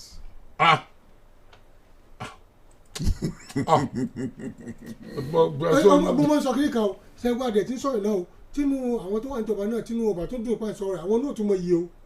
wọn mọ yìí. wọn mọ the benefit of us saying all this and letting them know pé ibi tó kù sí tí a tún fẹ́ kẹ́ ẹ ṣe rẹ o wọn àmọ́ yìí o táwọn náà bá kanjú kọ wọn dàbí ẹni tí kọ̀ọ̀kan kúkọ yìí ni o. ọmọ tí ń ṣe ni ẹni ọba kanjú kọ ọmọ tí ń ṣe ni. ọmọ ni o. kódà pàápàá jùlọ inú àwọn kọmíṣánná àwọn sa àwọn ca tó bá kanjú kọ. ẹ mọ̀ sọ àwọn kan ọmọ tí ń ṣe ni. àwọn kan yẹn. àgbẹ̀dá ìkọ́lẹ́sì kan nìkan ní ọmọ tó ń ṣe wọn. àwọn táwọn yẹn mọ̀ ṣe ni wọ́n kọ́ tìbí tí ọ̀bà dánú tá a rò pé kékeré pé kò dáa o wọ́n wà kọ́ tiẹ̀ wọ́n wà pèsè bí ẹ pé ò dáa gẹ́tì tí mo sọ nísìnyí oníwọ́ wà mọ́ ẹ gbé. ṣé tí wọ́n bá ti kọ́ tiẹ̀ kí wọ́n lọ kọ́ tiẹ̀ tá a sọ náà kí wọ́n tó wọlé. kọ́ gbèsè gbé ara wọn ibi tá a ti sọ pé yóò ṣe dáadáa náà kàn gbèsè gbé ara wọn tí wọ́n bá ti gbèsè gbé ara wọn ó máa reset brain wọn. jẹ́ ìtàn kan fún àwọn leaders fún yín there are some people tó small leaders tó yẹ pé hypocrite sycophant ni wọ́n praise singers ni wọ́n àwọn fẹ́ help àwọn tó jẹ́ olórí wọ́n máa ń ṣì wọ́n lọ́nà ni. ọ̀gá ẹ̀ ṣe dáadáa ọ̀gá wọn gba ti yọ ọ̀gá abẹ́nìkan tí ọmọ burúkú sọ ni kíní kankan kan bẹ́ẹ̀ they will not look at it from the positive angle they are always negative in their lives always negative àtẹ̀bẹ́ni rán tó negative bẹ́ẹ̀ yẹn mo mọ ọkọ kíkan avoid the company of losers for their despair is contagious their despair is contagious avoid them but wọn kì í mọ̀ bóyá losers wọn because they pray sing all the time. They pray sing. Stop hyping Seyi. None of them has been a governor before. You can't say none of them can't perform more than him. Anyway, tí ẹnu bá jẹ àkàrà yóò pòfolo ó tún mọ̀wé. ẹ mọ ara wọn tá a sọ nìyẹn. tẹnu bá jẹ dòdò kò follow trend discussion wa kò follow trend discussion wa ó kàn mú lérèfé ló fi sọ tó sọ yẹn he doesn't follow the discussion. Honestly. àwọn kan wà tẹ́ pé they are ardent critic. honestly ó dẹ̀ ṣe dáadáa o criticize wa ó ń polówó ọjà ni. so wọ́n á àwọn tó fẹ́ polówó fún wa àti fi wọ́n sáwọn ipò kan rí àti tí ń lò lọ́wọ́ àtẹni tó bínú gbé transformer ó dá kó polówó ọba ti fi wálẹ̀ báyìí kọ́ ọmọgbọ́n tí ọ̀yọ́ gbọ́ ọmọ yẹ kó discredit candidate ẹ̀. àti ẹ̀mọ́ candidate ẹ̀ ṣàfilẹ̀. sádàpọ̀ ẹnì kankan ni. ṣàfilẹ̀. so àwọn candidate ẹ̀ yẹn a ti lò wọ́n rí la fi ń sọ bẹ́ẹ̀. a lè gbé wọn sórí wọn pẹ̀lú Ṣèyí Mákindé. ó rí pé gbàtà ń sọ àṣọ ẹni tí ò ṣe rí. léèsè kò sọ fún ẹ pé à ń sọ̀rọ̀ Ṣèyí Mákindé ìdí negative o wípé kò ṣe gọ́ọ̀mẹ̀ntì ò ṣe dáadáa o léèsè ta tó wá sọ̀rọ̀ ẹ̀ pé ó ṣe dáadáa ẹ̀pọ̀ tó tún kọ. kí ló dé tó ọmọ aráyé rí báyìí náà. wọ́n rí dáadáa kí lẹ pè wọ́n. ọmọ aráyé kí ló wọ́n rí dáadáa wọ́n rí dáadáa tó pé kò sí head or tail you lose lọ́dọ̀ tí wọ́n ní. ṣùgbọ́n head or tail bí wọ́n fẹ́ bí wọ́n kọ̀ we gain ní o. head or tail we win. because gbogbo nǹkan ló ní ìgbà àti àkókò tiẹ̀ ní àkókò àti ìgbà tí Ṣèyí Mákindé fẹ́ contest a rí wípé òun ló kún ojú òṣùwọ̀n jù. So whether people like it or not it came to pass. And he's been doing wonderfully well. Ibi tó kù sí là ń sọ yẹn. A sì máa sọ. A sì sọ tó bá sì tún ṣe dáadáa. A tún sọ. Ó yá padà ebi ńlá mú state tó wà lẹ́gbẹ̀ẹ́ wọn tá a fi ń bá wọn sọ̀rọ̀ yìí so lè dùn mọ́ èèyàn ni. Yóò mọ dùn wọn bí bàtà àyè state yẹn over àwọn ni náà bọ́n tá a fẹ́ kàn ṣe là ń sọ. If you ẹnìkan ti bú wa fún ẹ̀ pàmì if you kí ló dé tọ́yà ilé tún sókè kó lè ṣe tó fẹ́ mọ sún tí bá ń kà. If you Alhaji Oriyomi really love those people that are affected in Circular Road, you can bring Ṣèyí Mákindé to Agidigbo studio with those that are affected in Circular Road so that the people can tell the government face to face about their problem. Alhaji. a lè bẹ̀rù gómìnà wá sí studio káwá bá gómìnà face to face. No aláwọ̀ tó jẹ́ kí gómìnà tó wá it can be on a general issue to address wàá lè jẹ́ major focal point but kì í ṣe pé wàá bá wọn lẹ́yìn àmọ́ sọ̀rọ̀ and we cannot denigrate the sacredness of the office of the governor to that level but àwọn kan wà tán jẹ́ aṣojú ìjọba tí wọ́n náà sì lè wá sọ kí ni policy ìjọba lórí ẹ̀ ṣe understand tí gómìnà bá ń sọ̀rọ̀ general form gómìnà lè ṣe press conference wọ́n lè ṣe lórí ẹ̀ can expatiate more to the people because he is responsible to the people but àwọn tó wà responsible gangan ní various institutions to set up to help the government let them come and talk kan sọ government policy àwọn kan sọ gbà kan wọ́n conflict ara wọn. Honourable Speaker yàrá ká tó sàn kankan bí o kí ló wí. you know máa kà fún yín o but our media gan are we helping the society sáà ń ṣe tó ẹ ká ṣe sá padà mọ́ bọ̀ bí o because wọ́n gbé gómìnà wá láti béèrè lọ́wọ́ gómìnà even tí ọ̀rọ̀ Circular Road sì wà ń bẹ̀ ṣé a lè prioritize ọ̀rọ̀ Circular Road yẹn ká ti lọ sí ọ̀dọ̀ àwọn tó Circular Road kan kó tó di pé gómìnà wà ká ṣe interview fún wọn ká wá play rẹ̀ kí gómìnà wá rí kán wá react. ẹ gbàṣẹ lọ́wọ́ àwọn stations wọn mú wọn lọ àwọn ló gbà wọn sẹ́wọ̀n. bẹ́ẹ̀ ká bá bẹ̀rẹ̀ kọ́ṣẹ́ kan wọ́n yọ pò. ọ̀dà ìpínlẹ̀ kan tí àgbo yín mọ́. ìbéèrè ọ̀kẹ́ pásítọ̀ béèrè tàbí ní wọn mọ́ lórí set. lẹ́tọ̀ àti bèrè béèrè. mo gbẹ́ ìyẹn náà lọ lẹ́nu.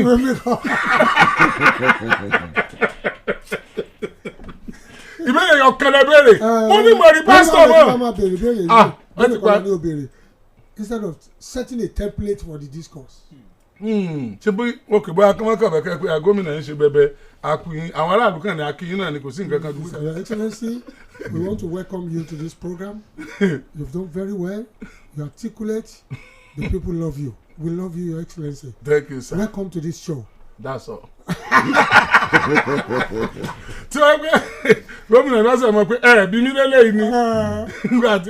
No, we are not helping people when you don't ask. You are not even helping the government. Oh no, when you don't ask tough questions brings tough answers. And my dear, how intelligent that person is.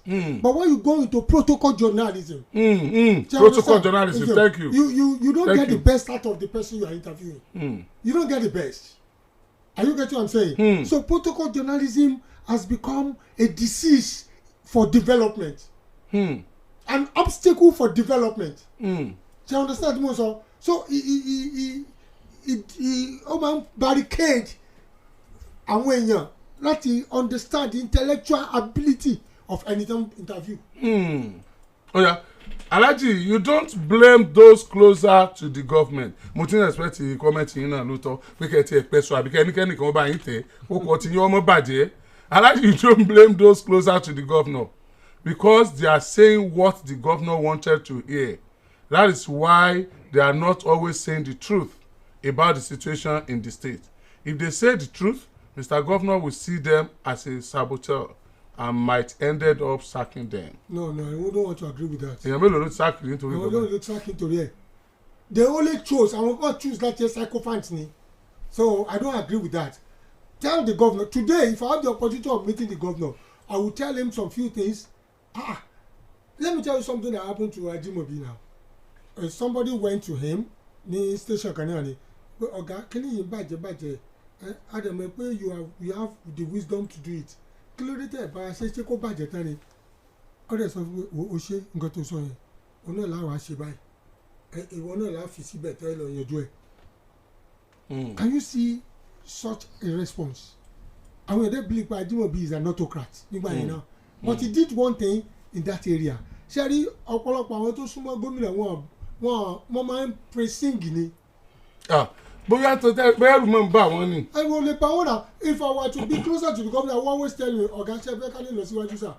ẹ jẹ́ ká ṣe bẹ́ẹ̀ ká ṣe bẹ́ẹ̀ ká ṣe bẹ́ẹ̀. accessibility yìí tó wá block nǹkan. wọ́n tẹ̀ ní yóò débẹ̀. wọ́n ní yóò débẹ̀. that may be the last time tẹ́lẹ̀ gómìnà bá sọ̀rọ̀. gómìnà báyìí kí n dọ́dọ̀ ẹ̀ láyé. ọ̀rọ̀ ọ̀nù yìí ni ò lè jẹ́ débẹ̀. ọ̀rọ̀ ọ̀nù yín tẹ́ ẹ fẹ́ sọ ni ò lè jẹ́ kẹ́ ẹ ní access. wọ́n tiẹ̀ block ẹ̀ ni. ẹ lè má ra ìbọn sọ̀rọ̀ mọ́. tí wọ́n ṣe nìyẹn. bẹ́ẹ̀ dẹ̀ kọ́ lẹ́tà pé kíní kò ní débẹ̀. ẹjọ́ ń bẹ lọ́run. àwùsọ. ọ̀run kì í. pé ẹjọ́ ń bẹ láyé náà bẹ́ẹ̀.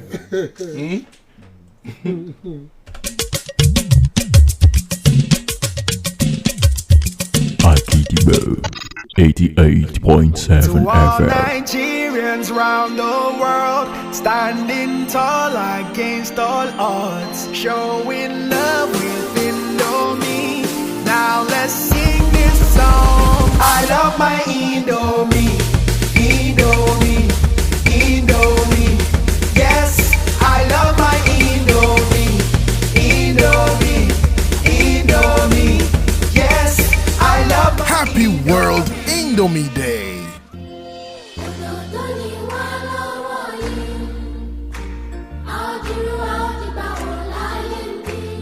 ètò ìlera nípìnlẹ̀ ọ̀yọ́ ló ń gbèrú sí i pẹ̀lú akitiyan ètò ìtìjọba ọlọ́lá jùlọ gómìnà olùṣèyí abíọ́dún mákindé láti pàṣẹ iléeṣẹ́ elétò ìlera ìpínlẹ̀ yìí ní kó àwọn èwe fi ń dọ̀rọ̀ tàn síbẹ̀ ìgbìyànjú iléeṣẹ́ elétò ìlera ń tẹ̀síwájú láfi rán àwọn ìyálọ́mọ létí wípé bọ́mọ bá ti pé oṣù mẹ́fà lẹ́yìn oúnjẹ omi ọyàn pọ̀nbélé àwọn oúnjẹ aṣaralóore alápòpọ̀ mashed foods la máa fún wọn jẹ pẹ̀lú àfikún omi ọyàn àwọn oúnjẹ bíi ẹyin ẹja èso ewébẹ̀ ẹ̀wà ẹ̀pà sóyà ìrẹsì àgbàdo iṣu àtàwọn míì àwọn oúnjẹ wọ̀nyí ló kún fún okun agbára ìjípépé ìdàgbàsókè àlàáfíà àti ìlera tó péye bákan náà ní ká gbájúmọ́ ìmọ́tótó ara àti àyíká bá a ṣe ń fọmọ oṣù mẹ́fà láwọn oúnjẹ yìí láti máa fún mi ọyàn lá kí wọ́n lè jẹ́ àgbéyè àti àwòyè bó tilẹ̀ jẹ́ wípé ètò ọrọ̀ ajé lágbára lásìkò yìí ẹ jẹ́ ká pèsè ọjọ́ iwájú rere fáwọn ọjọ́ ọ̀la wa ìsọmọ jìnnà fún àjẹ́ o ìkéde ló wá látọ̀dọ̀ ikọ̀ àárín àti iléeṣẹ́ elétò ìlera ìpínlẹ̀ ọ̀yọ́. àwọn baba mọ́nímọ́ní àtàwọn baba mọ̀yànmọ̀yàn wọ́n ní ẹni yiniyini kẹ́ni ó lè ṣe míì ń ní olùbàdàn tilẹ̀ ìbàdàn his imperial majesty ọba sẹ́nitọ́ rashidi adéwọ̀lú àkànmú ládọjà àròsà kínní fi ń fẹ̀mí ìmoore hàn ṣé ìdúpẹ́ làá fi mẹ́ni mọ rírì oore.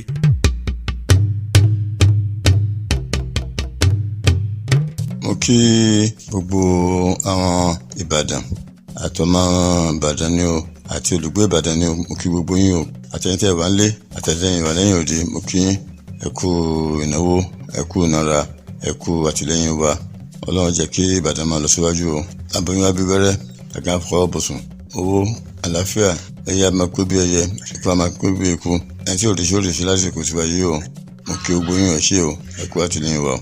èyí wọ́n wíhun àrò ti rọ̀ mọ́ torí awíyáyá kan kì í wí tiẹ̀ kó má ṣẹ àṣẹ ìdùnmàrè.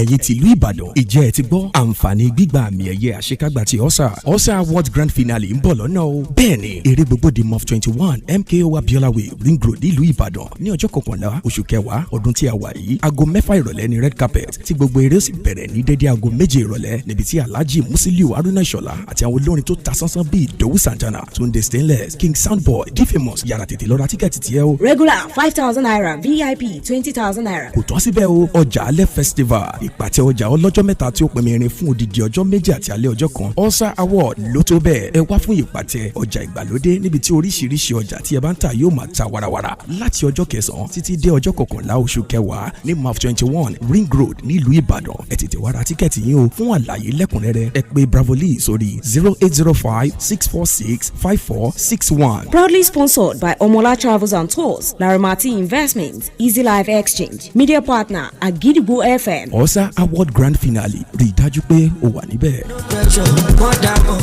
To all Nigerians round the world, standing tall against all odds, showing love with Indomie. Now let's sing this song. I love my Indomie, Indomie, Indomie. Yes, I love my Indomie, Indomie, Indomie. Yes, I love my Happy World Indomie Day. Umrah December yà ṣàròtọ̀. Ilé-iṣẹ́ Ganic Agent Umrah ti ṣe àgbékalẹ̀ ògbóǹkangí ìrìn àjò Umrah oníbejì láti orílẹ̀-èdè Nàìjíríà dé Egypt lọ sí orílẹ̀-èdè Saudi Arabia. December 20 lábalẹ̀ sí orílẹ̀-èdè Egypt. Tá a ṣe àbẹ̀wò sí àwọn ibi mọ́nìgbàgbé bí ààfin Pharaoh, Mọ́sálásí Amir Ibn Al-Has, Mọ́sálásí àkọ́kọ́ nílẹ̀ Adúláwọ̀ tó fi mọ́ ilé ẹ̀kọ́ Al-Azhar àti bẹ́ẹ̀ bẹ́ẹ̀ lọ. Kí a tó mórílẹ̀ Mẹ́kà Mẹ́dínà lọ ṣe Umrah. Dé àwọn àyè àṣẹ ṣe ziyara dé gbogbo bíi mọ́nìgbàgbé tó fi mọ́ àwọn oúnjẹ tó dọ́sọ̀. Umrah December yìí àtàwọn ọmọdé àtàgbààgbà lájọ ń lọ. Àwọn ọmọ owó ṣe Quran competition tí wọ́n sì jẹ́ ẹ̀bùn kàbìtìkàbìtì. January 5 lápadà sí Nàìjíríà ló gun Ọlọ́run ọba 3.8 million naira lówó Umrah yìí. Ẹ kàn sí Ganic Agent Umrah Services ní Àròmẹ́ta Junction off Sango Ẹlẹ́yẹlé Road Ìbàdàn. Telephone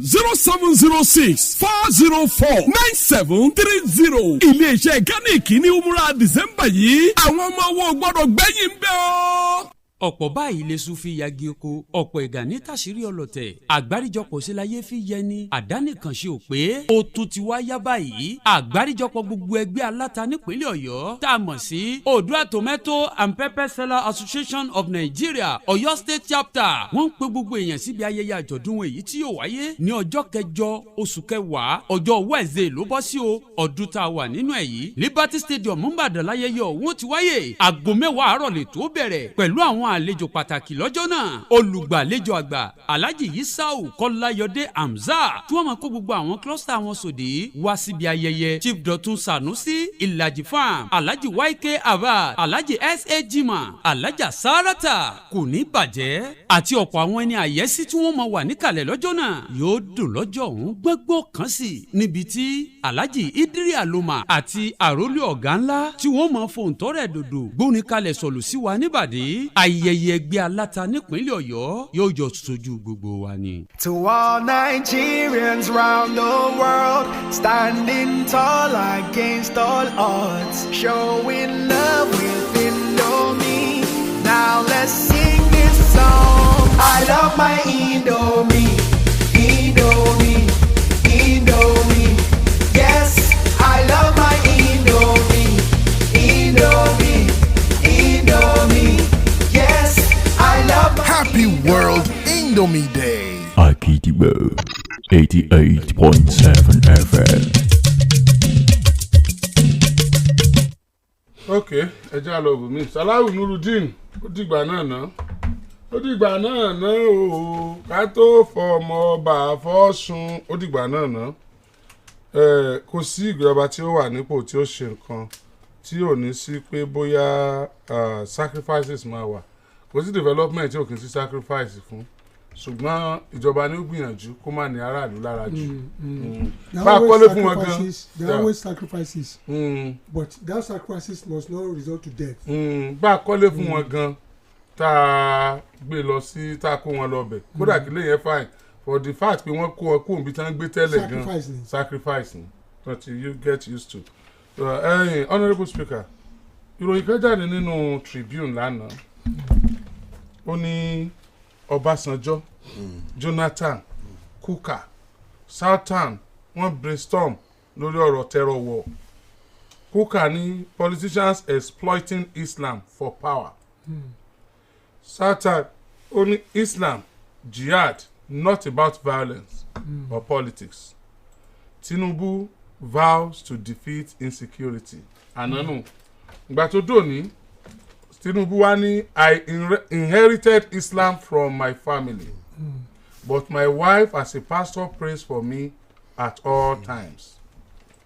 Ṣé lóòótọ́ ok mo láti ṣe kábẹ̀rẹ̀ lọ́dọ̀ yín. bẹ́ẹ̀ni ṣáájú ní sometime ago tí n bá gbàgbé bàbá ọjọ́ sọ̀rọ̀ kan ní Anglican meeting kan tí wọ́n ní pé agenda kan wà tí wọ́n ní funanasisa agenda and Islamisa agenda ọ̀rọ̀ wẹ́ dariwo gan nígbà náà lọ́hùn pé irú ọ̀rọ̀ wo ni bàbá sọ jáde lẹ́nu yìí.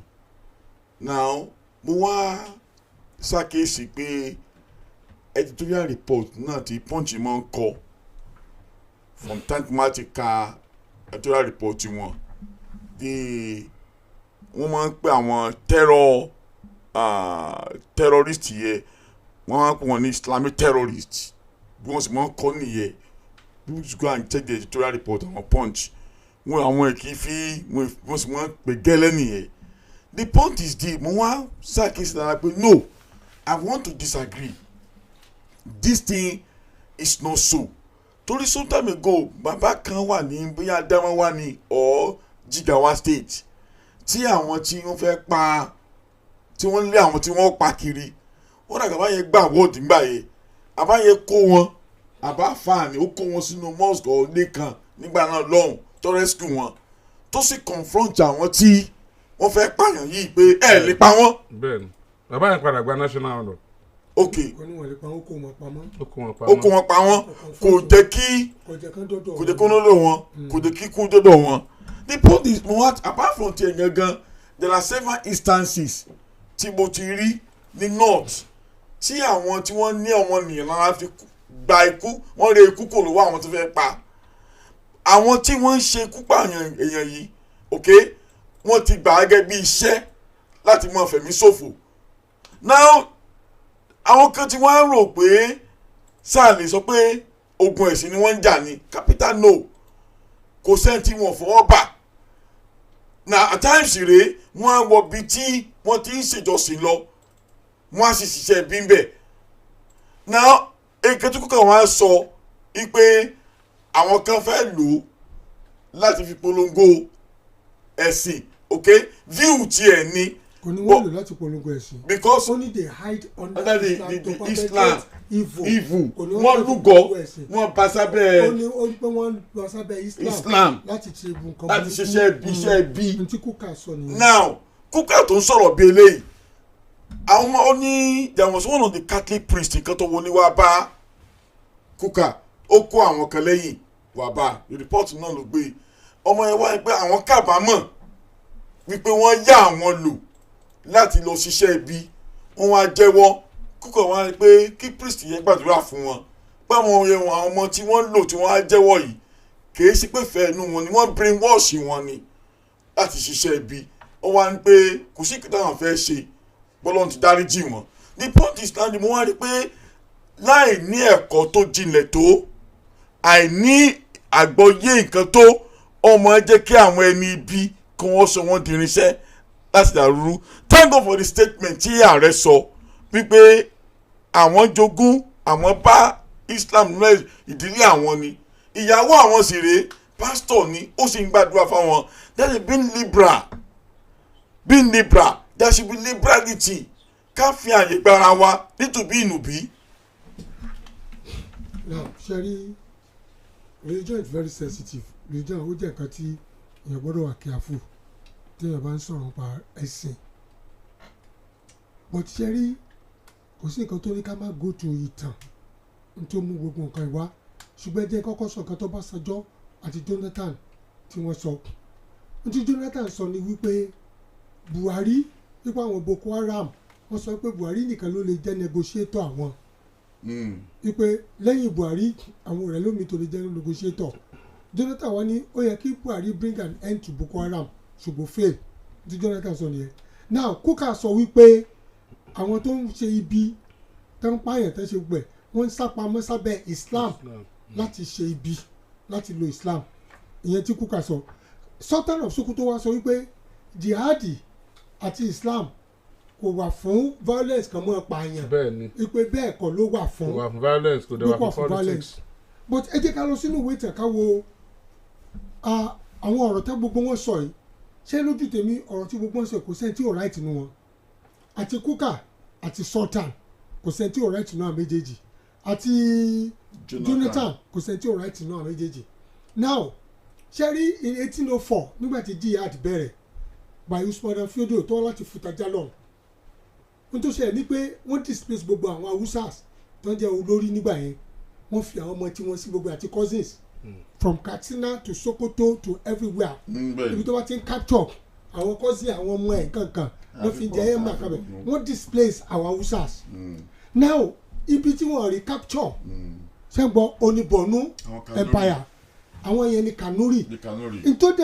náà dẹ̀ fi recapture ni pé wọ́n lẹ́nìkan tó jẹ́ El Kanemi warrior ni tó dúró tán tó pé kò gba Usman dan Fodio láti infiltrate Borno now nígbà tí Boko Haram dé charitan tí wọ́n infiltrate yẹn àwọn Christian Western education wà ní Borno gan tó pé àwọn ECWA àwọn Christians wọ́n ti take over most of these places ibẹ̀ ní churches pọ̀ sí jù tó yẹ pé àwọn ni wọ́n because àwọn the jihadists nígbà yẹn wọn àráyè conquer Borno empire because of the El Kanemi of Borno now nígbà tí àwọn Boko Haram dé kí ni agitation Boko Haram ẹ rí i pé àwọn mẹ́rin gangan ni gbogbo ọ̀rọ̀ insecurity we have the Boko Haram we have the ISWAP we have the Fulani killer herdsmen and we have the bandits ṣẹ́ni bandit tá a sọ is a compound word every criminal tó bá ń ṣe kẹta ṣe bandit gbogbo wọn ìbàjẹ́ Boko Haram ìbàjẹ́ ISWAP ìbàjẹ́ ní tiwọn tó ń pààyàn tó ń kidnap you're a bandit so bandit tá a sọ is a very vague word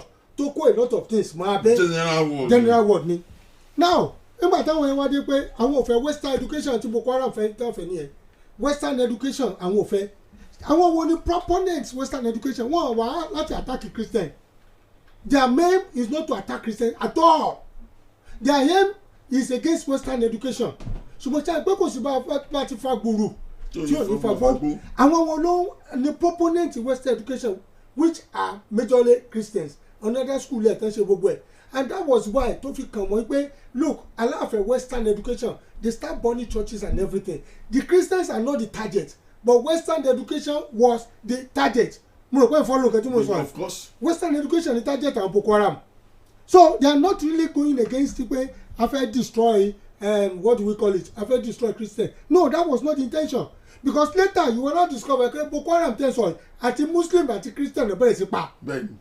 They were slaughtering Muslims, they were killing, one pa Afa, one pa gbogbo ẹ̀, one pa everybody.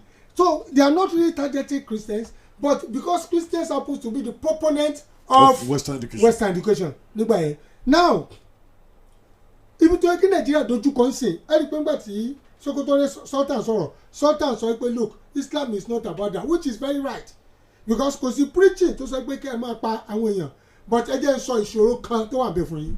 Ìṣòro tó wà bẹ́ẹ̀ ni pé ṣáà even in Christendom àti ibi tó jẹ́ bíbélì sọ yíká ó ní àwọn àbíyá Christian ó ní sọ lọ́lájà àwọn Thessalonica Christian lọ ibo torí pé tábàdélé wọ́n máa yẹ ẹ̀ka tábà kọ́ wọn wò kìí ṣe àwọn Thessalonica Christian pé wọ́n gba gbogbo ẹ̀kan rí ni wọ́n ní bulẹ̀ yọ̀ wò ó ní they are more noble than the Thessalonica Christian which mean pé in Christianity ṣé ẹ̀gbọ́n tí mo sọ ó yẹ ká watch out fún kankan in all religion only the so-called religious leaders as the major problem we have in Nigeria today. Àwọn ìṣòro ẹyọ kẹta ní Nigeria lónìí. Wọ́n pe kíní kan ní àwọn ìwé àwọn ọmọ mi tó bá ń kàwé àwọn Christian yẹn táwọn èèyàn kọ màá ní kà pẹ̀lú ọgbọ́n ni o. Kà á pẹ̀lú ọgbọ́n torí opinion tiwọn teaching tiwọn ni wọ́n kọ wọ́n lè ní revelation àwọn catch revelation tẹ̀ catch yẹn ni wọ́n ń kọ síbẹ̀ it may not fit your life. Ẹ lè mọ̀ bá life tiẹ̀ mu testimony tiwọn ẹ lè mọ̀ bá life tiẹ̀ mu. So be careful what you read. Kọ́mọ̀ jẹ́ pé olówó influence life ẹ̀ ẹlòmíì testimony ẹ̀ is not practical. Wọ́n sì lè sẹ́ńsọ̀ ẹ̀. Wọ́n sì lè sẹ́ńsọ̀ ẹ̀ ó sì wà níwèé. The same thing in Islam wọ́n pè é kan ní àdìtì tó pé bíbáàmù kóde báyìí ní ìsìn yóò sọ tiẹ̀ wọ́n ní àwọn èèyàn gbà tí ó sì nu Quran tó sọ teachings tí ó sì nu Quran tí ó jẹ́ pé it's not by Prophet Muhammad sallallahu alayhi wa sallam tí ó ṣe àwọn ni wọ́n kọ́ síbẹ̀ tí ó ṣe nǹkan teaching but people will take it ipe olórí wa ló sọ. So both Christianity and Islam àwọn major problem tá a ní tó indoctrinate àwọn èèyàn tó ń brainwash àwọn èèyàn are the leaders religious leaders and And let me tell you something, there should be a censorship on religious leaders. Before you become a public speaker, you must get a license. Government will begin to do it. You don't do it. Because no religion is superior to another religion. Because religion to do another religion. Because there's a tradition or culture to do culture. Variations lewa. Are you getting what I'm saying now? When there are variations does not mean your culture is superior to my culture. Of course. Are you getting the same thing religion? So religious leaders are the major problem we have in this country. Because I'm one of my teacher, come on, preach what is not. Elomi just in the Bible no ma preach. Elomi just in the Quran no ma preach. Adama sotan ama sotan fún yín. Ó lè nígbà tí prophet kan bọ̀ láti kíníkan tó kan kìnìún lọ́nà ó ṣe kíníkan nìkan àwọn yẹn ni then àwọn tó ń pa àwọn yẹn tó bá sọ Allahu Akbar tó ń dún àwọn yẹn lọ́rùn yẹn Allahu Akbar mi pé Muslim ni wọ́n èdè ní Allahu Akbar. It's a language. Tí wọ́n ní God is great tí mo hùwà bí ṣe sọ pé mo jẹ́ Christian. Tí wọ́n sọ Ọlọ́run tóbi ẹni Yorùbá nípa yẹn kiri èdè ní Allahu Akbar Ọlọ́run tóbi ní túmọ̀ ẹ̀ torí pé nìkan sọ Allahu Akbar tó ń pààyàn tó ṣe gbẹ kò mí pé Muslim ni kò mí pé is Islamic. It's criminal. Kò mí pé Islamic ni it's just a criminal. So we must identify criminality. Kò síbi tí Islam ti ní kéèyàn máa pààyàn. Kò sí. So you must look at criminality and religion separately. But a lot of us we hide under religion. Ntukuka sọ nìyẹn Sultan náà they're right. Ẹ tó bá ń sọ̀rọ̀ fún ẹ pé nínú Islam wọn ni wọ́n pààyàn sọ fún pé èèyàn mélòó lánàá bí sọ̀rọ̀ ń pa wọ́n tó gbẹ̀sìn lọ́wọ́. So that's what we're saying. Then ẹ tó bá sọ pé kí wọ́n máa pààyàn ní Christendom sọ fún pé èèyàn mélòó Jésù pa. Tó sọ pé kó tó pa tó ní ó yẹ lọ pa ńgbà wọn gbìyànjú létí kó ní ká fi etí ẹ̀ padà bẹ́ẹ̀. Are you getting it? Honourable Speaker. Then what the president said now let me go to what's president ipe look àwọn jogún Islam ni. Nù ìdílé àwọn. But his wife is a Christian kò sí nǹkan tó kọ má marry ẹ̀ tó bá fẹ́ your heartthrob and even a pastor in a regime in regime and they were living well the children are living well mo máa nìkan níbí mo máa ń gbé fẹ́ nìyẹn ẹni was a former permanent secretary minister of information mi dárúkọ ẹ̀ is a Muslim the wife was a Christian àwọn ọmọ wọn inú àwọn ọmọ bíi mélòó tán bí ó lè pa àwọn kan wọ́n ń tẹ̀lé bàbá wọn àwọn kan wọ́n tẹ̀lé ìyá wọn ètò máa tọ́ bá ń ṣe iléyà ẹ lè mọ anything àwọn ọmọ yẹn tó máa fi wọ́n afa lọ kírun o tí kírun o àwọn tó jẹ́ Christian náà àwọn máa tó máa sọ fún afa o tí kírun o ọ̀yà lọ kírun wọ́n tún máa encourage ara wọn that family I was so glad when I entered to that family pẹ̀lú family wò lélẹ̀ and everybody was happy wọ́n tó máa encourage ara wọn àwọn ṣe o ní tètè máa lọ church nǹkan kan bẹ́ẹ̀ yẹn wọ́n máa encourage ara wọn so I tell religion should bring peace cohesion unity rather than disunity táwọn leaders yẹn jẹ́ cooperate our leaders yẹn ni wàhálà wà o now when you now look at Boko Haram you look at Fulani herdsmen killer herdsmen they are the third most dangerous in the whole world ìyẹn Fulani herdsmen the third most dangerous terrorists tí wọ́n declare but Nigeria proscribe what they say we have not proscribed them the same way they are terrorists and these are people ravaging villages and destroying and why are they doing it because they have occupationist tendency occupationism you have to say expansionism are you getting what I'm saying àwọn kan jẹ́ pé expansionism wọ́n tó bá gbẹ nìkan lé báyìí kẹ́tọ́ bí àwọn olè ogun àtọ́wọ́n bẹ́ẹ̀ kó ní gbogbo wọn mọ̀ gbélé expansionism nìyẹn but when it come to occupationism àwọn yẹn wọ́n fẹ́ pa gbọ́ àwọn tó wà bẹ́ẹ̀ kàn dé take over kàn ravage wọn kàn dé take over property wọn occupationalism nìyẹn and that is what the Fulani killer herdsmen are doing and it must be discouraged why tó fún ma discourage ẹ àwọn tó jẹ́ olórí wọn mélòó nù wọn ló jáde tó ní ẹni èèyàn mi ẹ jẹ́ dákẹ́ ẹ̀ka tá à ń ṣe they have never come out àwọn tó jẹ́ di nǹkan fún ní oyè ìwà tí ìtàn fún ní gbogbo ẹ̀ tá joyè nílùú wọn how many have come out to stop them to cheat them to tell them what kind of money insurgency is real insurgency is plenty they have never addressed it in the recent so when they have not addressed it in the recent so we have both religious leaders and political leaders ìkà ní gbogbo wọn. Honourable Speaker tẹ́ ẹ bá gbàgbé ọkùnrin kan wà tí wọ́n ń pè ní Muhammed Yusuf from Yobe State nígbà tó dìde ó bá yí àwọn ọmọ kéékèèké jẹ́ láti discourage kó wọn lọ school mọ́ ìgbà tó kó wọn jọ ó bẹ̀rẹ̀ sí anti-government nígbà náà lọ́hùn Now ìgbà yẹn ní 07041001887 07041001887 diaspora +4474056971158 +4474056971158. Oh yeah. Ìgbà yẹn ní Governor Alimadu Sheriff of Borno State àwọn náà fàmárà láti sọ di irinṣẹ́. Hello.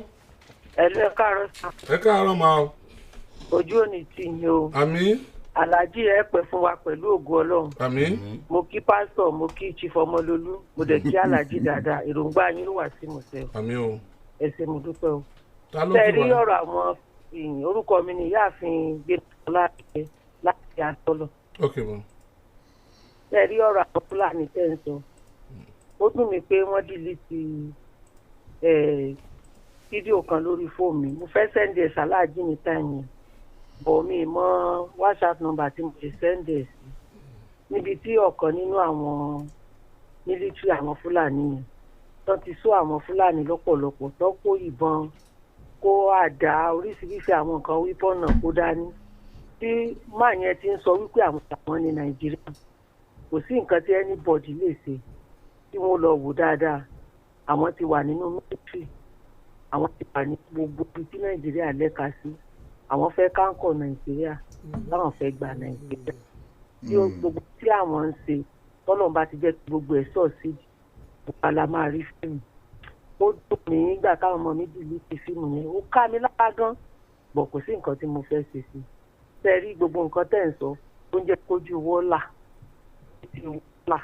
Káwa náà dẹ̀ bá wípé kí ni solúsàn gangan la fẹ́. Ọ̀pọ̀lọpọ̀ sọ pé Nàìjíríà ò dáa, àwọn olórí wa ò dáa. Tabadẹ̀rẹ̀ nìkan tó fẹ́ gbìjà wa, àwa náà láti kọ́kọ́ máa takùn. Ta fẹ́ gbà lórí irú yẹn. Ẹ wo orú Ọ̀yọ́ ń pè ọ̀pá wa ń gbòòrò oríṣiríṣi ọ̀rọ̀ lè à ń fetí gbọ́. Èmi sáà ń sọ fún wọn wípé nǹkan tí Ọlọ́run bá ti ṣetán tó fẹ́ ṣe yóò kúkú ṣe torí wípé Ọlọ́run ò wá ran Nàìjíríà náà ló fi ń jẹ́ kí irú yín yóò dìde. Nígbò bá yá ní ìsìn àfojúsùn gbogbo wa náà ní òjòjò. Ìgbàgbọ́ tèmi ni pé Nàìjíríà ò ní máa lọ báyìí.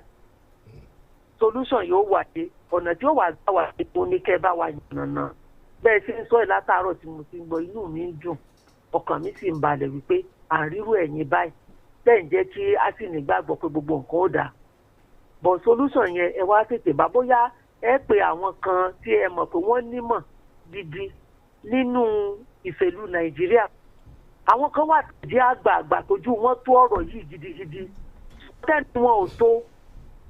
Bóyá ìpàdé kan lẹ́ẹ̀kan rọra ṣe, bóyá nǹkan kan lẹ́ẹ̀kan rọra ṣe jáde tí gbogbo wọn ò fi jáde, tí ọ̀rọ̀ yẹn ò fi jáde tí wọn ò wúlé gbò. Àwọn àgbààgbà wà o. Ẹ ṣeun. Tí ó jẹ́ wípé ojú wọn tọrọ bọ̀ mọ́ àmọ́ tí wọ́n ti fẹ́ sọ.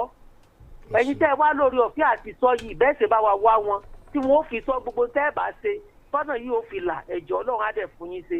Yóò fún yín ní kápá àti agbára láti ṣe. Èròǹgbà yín ó wà sí ìmúṣẹ o. Alhaji à ń pè yín ẹjọ́ nítorí Ọlọ́run ẹ jẹ́ wa o. Ẹ jẹ́ wa o.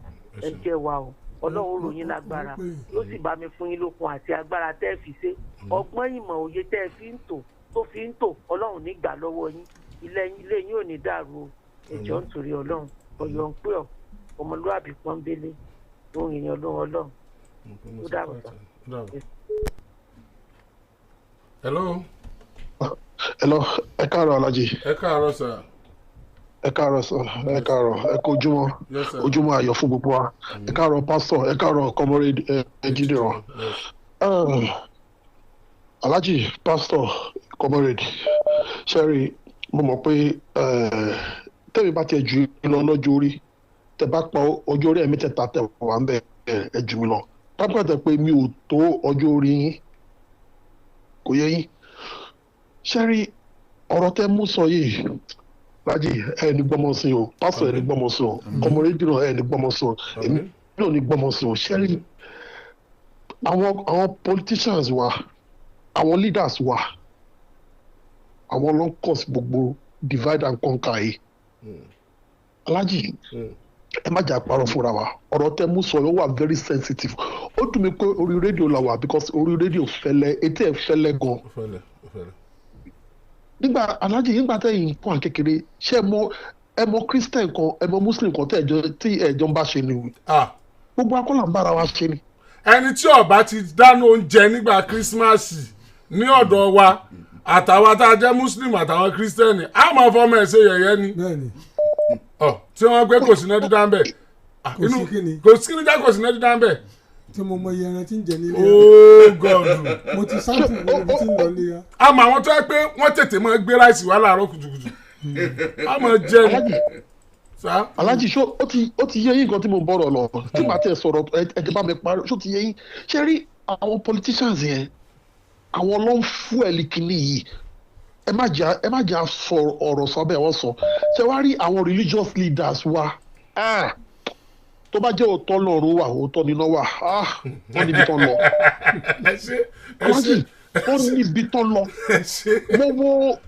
mo wo pastor kan preach Alhaji mo dẹ̀ wo báyìí pé na ó ní ìmáàmù kan náà tún preach tó ní kó máa kọ́ ọmọ lé kí bó ṣe ń gbébọn kí la fẹ́ fìbọn ṣe irú yẹn ló jẹ́ kí gómìnà ti lọ gbé irú pásítọ̀ yẹn kò jẹ́ kó rí light of the day ṣé rí tí àwọn president wa àwọn politicians tó bá stand on their authority their power tá a gbé wọlé wọn lọ́wọ́ lórí àwọn politicians wa Alhaji gbogbo akọ́là ń lo private jet o gbogbo akọ́là máa sá lọ but kọ́ bá wa rò dáadáa àtàwọn ọba kan Alhaji àti àwọn ọba kan ní kò má gbẹ̀sìn yẹn pọ̀ fi nǹkan táwọn míì gbójúlé ò ṣe fílẹ̀ nígbà tó wọ ìpẹ̀bí. wọ́n máa fẹnu àbùkù sọ̀rọ̀ ẹlẹ́sìn míì. nígbà tó wọ pẹ̀bí wọn ní pẹ̀bí tó wọ yìí fún ìjọ kan ní fún ìjọba wọn ní tradition ìṣẹ̀ǹbáyé ni tó wọ́n ló máa lóò ṣe nàá. Alhaji kò fi wálé torí Ọlọ́run kí ló dé kí la ṣe. ẹ ṣeun nǹkan tó kábíyèsí Olúbàdàn lẹ̀ Ìbàdàn àrùsà kínní bàbá lọ sí church lọ́jọ́ ọ̀dúpẹ́ kódà wọ́n jó wọ́n kọ́ ni bàbá lọ sí mọ́ṣáláṣí lọ sí dúpẹ́ ní Jímọ̀ bàbá sì tún lọ sí ilé ọ̀sẹ̀ méjì. wọ́n tún pé ọba làwọn wọ́n tún wá sọ pé gbogbo kínní yìí o no discriminate abẹ́ mi ni mo balẹ̀ lórí báyìí o. hello. Alhaji ẹ káàárọ̀ ọgbẹ́ sá o. ẹ káàárọ̀ sá. yes sir. ẹ jọ̀ọ́ ẹ bá wa sọ fún gómìnà ẹ jẹ́ kí n fún wọn ní ẹ̀sáǹpù ẹ̀yọkàn àbí méjì. ẹ wo rúgbà tí wọ́n fẹ́ wó Olúwọlé ní Lagos Island yẹn.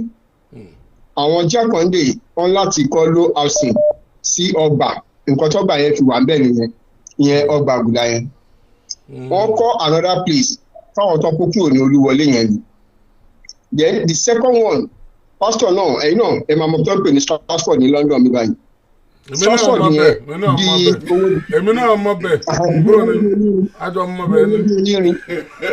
bí owó dé onírin ṣe rí yẹn bẹ́ẹ̀ ni bẹ́ẹ̀ ṣe rí tẹ́lẹ̀tẹ́lẹ̀. nígbà tó máa fi ibẹ̀ ṣe Olympic yẹn gbogbo àwọn tó wà ń bẹ̀ even though aṣùmọ̀ lówó gangan àwọn Nàìjíríà àwọn churches tó wà ń bẹ̀ wọ́n láti fún wọn ní owó wọ́n dẹ̀ ẹni tó lóun ò gba ibòmíì wọ́n sanwó ẹ̀ fún. ṣé ọ̀tọ́lẹ̀ ẹ jẹ́ kí wọ́n try kọ́ ṣe fún wọn no matter yìí tó ń bá fún wọn àwọn náà sì máa gẹ̀lẹ̀ jù níbi ẹ̀rẹ́ tó ń bá gbà àwọn náà máa gẹ̀lẹ̀ jù. ẹ ṣe gan. ẹ ṣe gan ni ẹ wò a gbọ́dọ̀ máa fa ilé ẹ̀fún kọ́ọ̀lù dáadáa. ọ̀rọ̀ security náà sọ ẹ pé ọ̀rọ̀ Kwara kankan ló bá ọ̀pọ̀lọpọ̀ kíní ló tún bá jáde àti ti Sokoto tí Lukara wà tí wọ́n ti ń jẹ jáde ṣe understand tí mo sọ mo gba circular road kọjá ní alẹ́ last week around Tuesday ṣe ń gbọ́ mọ̀ọ́lù kún gbogbo ojú ọ̀nà ni mọ̀ọ́lù blọ́ọ̀kì títì yẹn láti aago mẹ́fà ó léwu o. no mo á tún wá wo ẹ̀yìn àwọn kan tó ti cross ẹ̀yìn akẹ́kọ̀ọ́ wà lẹ́yìn mo á wà ní àárín ẹ tẹ wáípà mo á bẹ̀rẹ̀ sí ìdájọ́ ẹ̀ lọ ṣọ́ọ̀bù tàn mí olùgbòkè kan tó kù tì mí. Because it constitutes fear to grip me. Now, kí ni òfin grazing law tí wọ́n ṣe mo ló wà? Àgbéjáde lè. Àwọn ọ̀nà ara wọ́n sọ́fà Ìdó wọ́n sọ́fà Akínyẹlé wọ́n sọ́fà Olúyọ̀lé. gbogbo Ẹgbẹ́dá ẹgbẹ́ wà ní ọ̀nà sẹ́kúlà gbogbo ẹ̀rọ ọmọlúwẹ̀ yẹn jẹ́ wọ́n ti bẹ̀rẹ̀ wọ́n ti pọ̀ jù. Lágẹ̀lú. kí ni immigration law we are sitting down on a keg of gunpowder. òní búlò lágbára Ọlọ́run tí wọ́n bá gbé iná dẹ́gbẹ̀ẹ́ rẹ̀ kọ́mírè títí náà ìdágbére. àtọ̀dọ̀ mi kọ́mírè Ọmọlólú Èjìdí ní orúkọ mi. Honourable Speaker. Ṣẹ́gun pẹ̀lú. ọ̀rọ̀ àwọn àmọ̀tẹ́kùn tí wọ́n pààyàn lọ́sùn á tún ṣìwò lọ́la o tọ́ra agbọ́n kankan ní Akínlàlú agbọ́n kankan pa gọ́fìnà sọ̀rọ̀ nípa ìlànà ó sọ̀rọ̀ nípa ìlónìí wọ́n ti fẹ̀sùn kan gọ́fìnà agbọ́n kankan nípa ẹni tó jẹ́ olórí àwọn àmọ̀tẹ́kùn yẹn náà wọ́n lọ́lọ́pàá ni wọ́n tẹ́lẹ̀ wọ́n sọ àwọn kankan tẹ́ ẹ̀ bá yìí ti kó gba àwọn àmọ̀tẹ́kùn tó pààyàn á ṣìwé wò ó dàbọ̀. gẹ́rẹ́gẹ́ láago 10 àárọ̀ lù láti iléeṣẹ́ rédíò àgídìgbò 88.7 FM Ìbàdàn. lọ gba káàdì ìdìbò rẹ. It's 10 a.m. on Agidigbo 88.7 FM. Go get your PVC. To all Nigerians round the world, standing tall against all odds, showing love with Indomie. Now let's sing this song. I love my Indomie, Indomie, Indomie. Yes, I love my Indomie, Indomie, Indomie. Yes, I love my Happy World Indomie Day.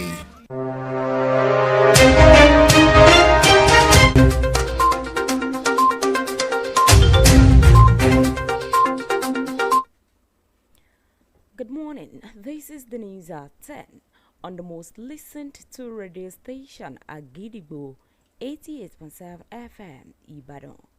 I am Sophia Aziz. The former Minister of Aviation Femi Fani-Kayode has accused the United States, its Western allies, and some Nigerians of plotting to incite a religious war in the country. Fani-Kayode disclosed this in a statement posted on his X account today. The Lagos State Commissioner for Environment and Water Resources, Tokunbo Wahab, has denied claims that his ministry demanded 1 billion naira or received 700 million naira to pause or a demolition exercise in Ora Estates in Ojota area of the state. Wahab, in a statement on his X page, said neither him nor any official from his ministry demanded or received such an amount from property owners. That is the news at 10 on the most listened to radio station Agidigbo 88.7 FM Ibadan. I am Sophia Aziz. Thank you for listening. Good morning.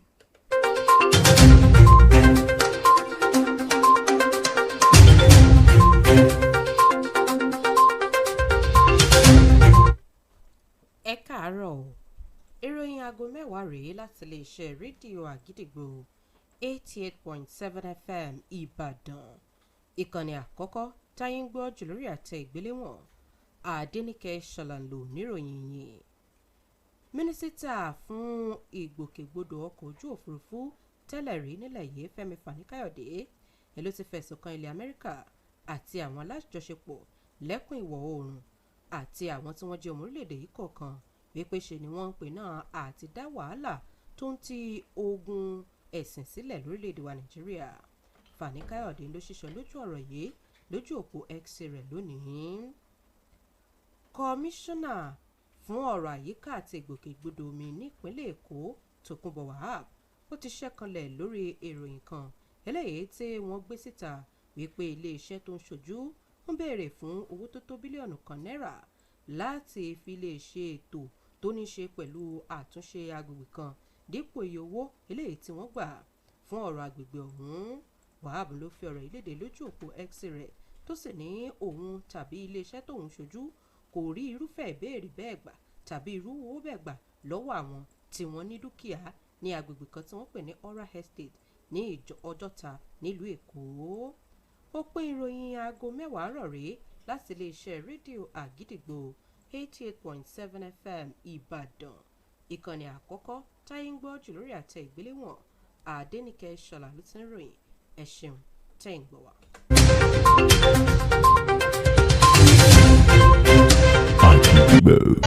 88.7 FM.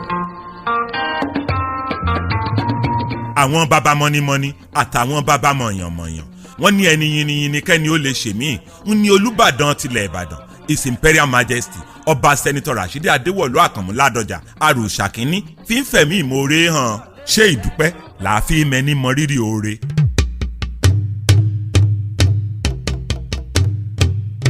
mo kí gbogbo àwọn ìbàdàn àtọmọ ìbàdàn ni o àti olùgbé ìbàdàn ni o mo kí gbogbo yín o àtẹ̀yìntẹ̀ wà nílé àtẹ̀yìntẹ̀ wà lẹ́yìn òde mo kí ẹ kú ìnáwó ẹ kú ìnara ẹ kú àtìlẹ́yìn wa ọlọ́run jẹ́ kí ìbàdàn máa lọ síwájú o aboyún wa bí wẹ́rẹ́ àga fọwọ́ bùsùn owó àlàáfíà ẹyẹ máa pé bí ẹyẹ ikú máa pé bí ikú ẹni tí òrìṣì lásìkò tí wáyé o mo kí gbogbo yín ẹ ṣé o ẹ kú àtìlẹ́yìn wa o.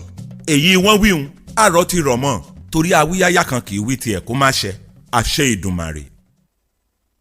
ọ̀pọ̀ báyìí lè sún fi yagi oko ọ̀pọ̀ ìgbà ní tàṣírí ọlọ́tẹ̀ àgbáríjọpọ̀ sí láyé fi yẹni àdánìkànṣe ò pé ó tún ti wá yá báyìí àgbáríjọpọ̀ gbogbo ẹgbẹ́ aláta nípínlẹ̀ ọ̀yọ́ tá a mọ̀ sí Odua Tomato and Pepper Seller Association of Nigeria Ọ̀yọ́ State Chapter wọ́n ń pe gbogbo èèyàn síbi ayẹyẹ àjọ̀dún èyí tí yóò wáyé ní ọjọ́ kẹjọ oṣù kẹwàá ọjọ́ Wednesday ló bọ́ sí o ọdún tá a wà nínú ẹ̀ yìí Liberty Stadium Ìbàdàn láyẹyẹ ọ̀hún ti wáyé aago 10 àárọ̀ lè tó bẹ̀rẹ̀ pẹ̀lú àwọn àlejò pàtàkì lọ́jọ́ náà olùgbàlejò àgbà Alhaji Yisau Kọ́láyọdé Hamzat tí wọ́n máa kó gbogbo àwọn klọ́sítà wọn sòdí wá síbi ayẹyẹ Chief Dọ̀tun Sanusi Ìlàjì Farm Alhaji YK Abad Alhaji S.A. Jima Alhaja Sarata kò ní bàjẹ́ àti ọ̀pọ̀ àwọn ẹni